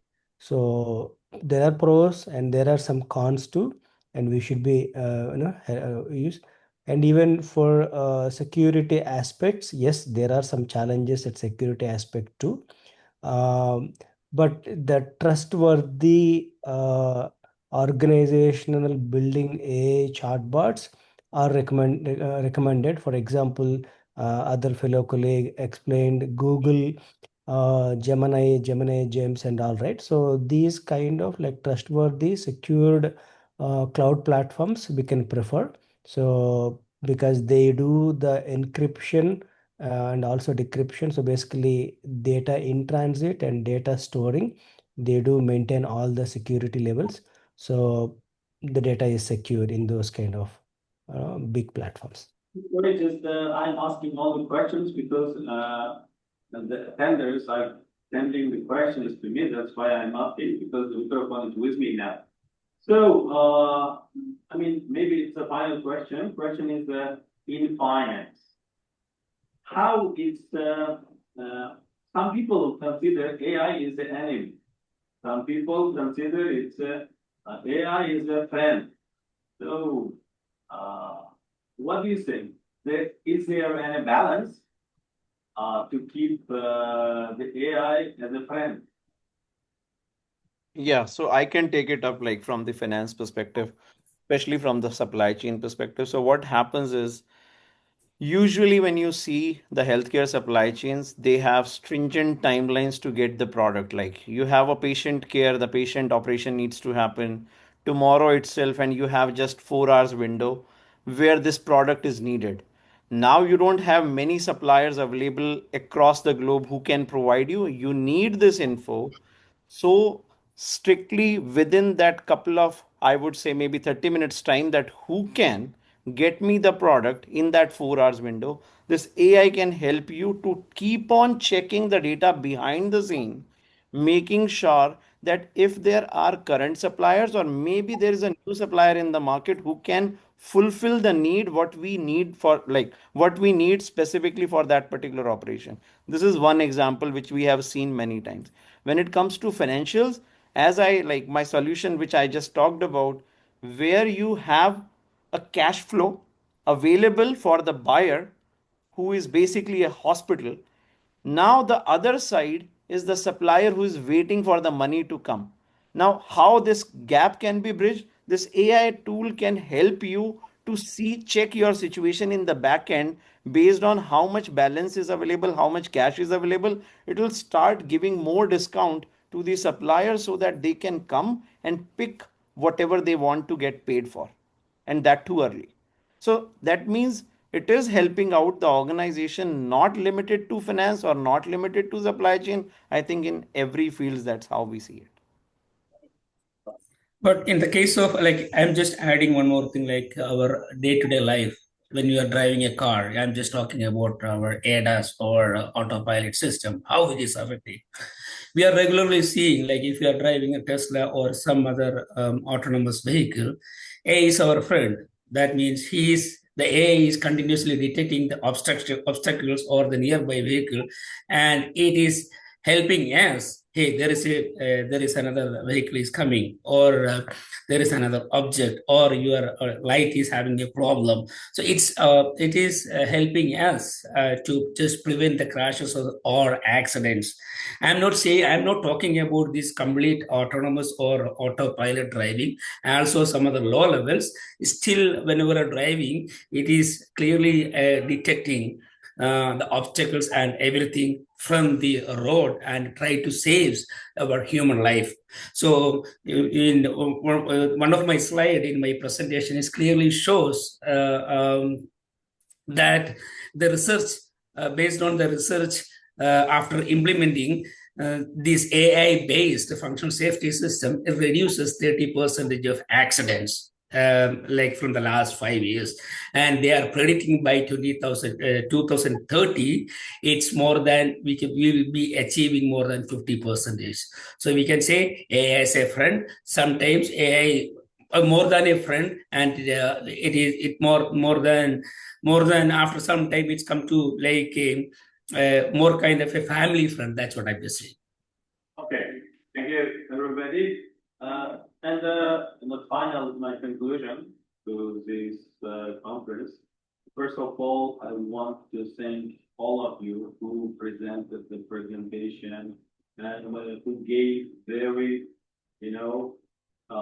good ideas, interesting just answers. But I have a suggestion, like,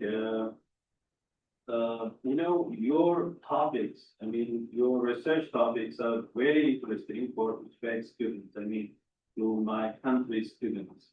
So is it possible to invite maybe each of you to our classes, like maybe one time or two times, like online webinars? Is it possible to organize with you, like, for students? Yeah, I'd be interested if you are looking for. I'll be happy to conduct any classes for the students there. Yeah, Yeah, I will be also interested in to mentoring students over there, but that need to be online mode. Yeah, online mode for sure. Online mode for sure. Yeah. Yeah, offline would be perfect. But happy for, Yes. I will try to organize, and then they have lessons usually. But when the lesson is to this topic, I want you to teach them. Like, you are a specialist in this topic, so it would be great if you give a lecture. Give a lecture, and kind of it would be interesting lesson for them. Is it possible? I know Mr. Deepak has your contact, and he shared with me already, I think. So I will get the contact, and I will schedule maybe kind of lessons, and it would be great if you can present your research, your results to my students, to our students.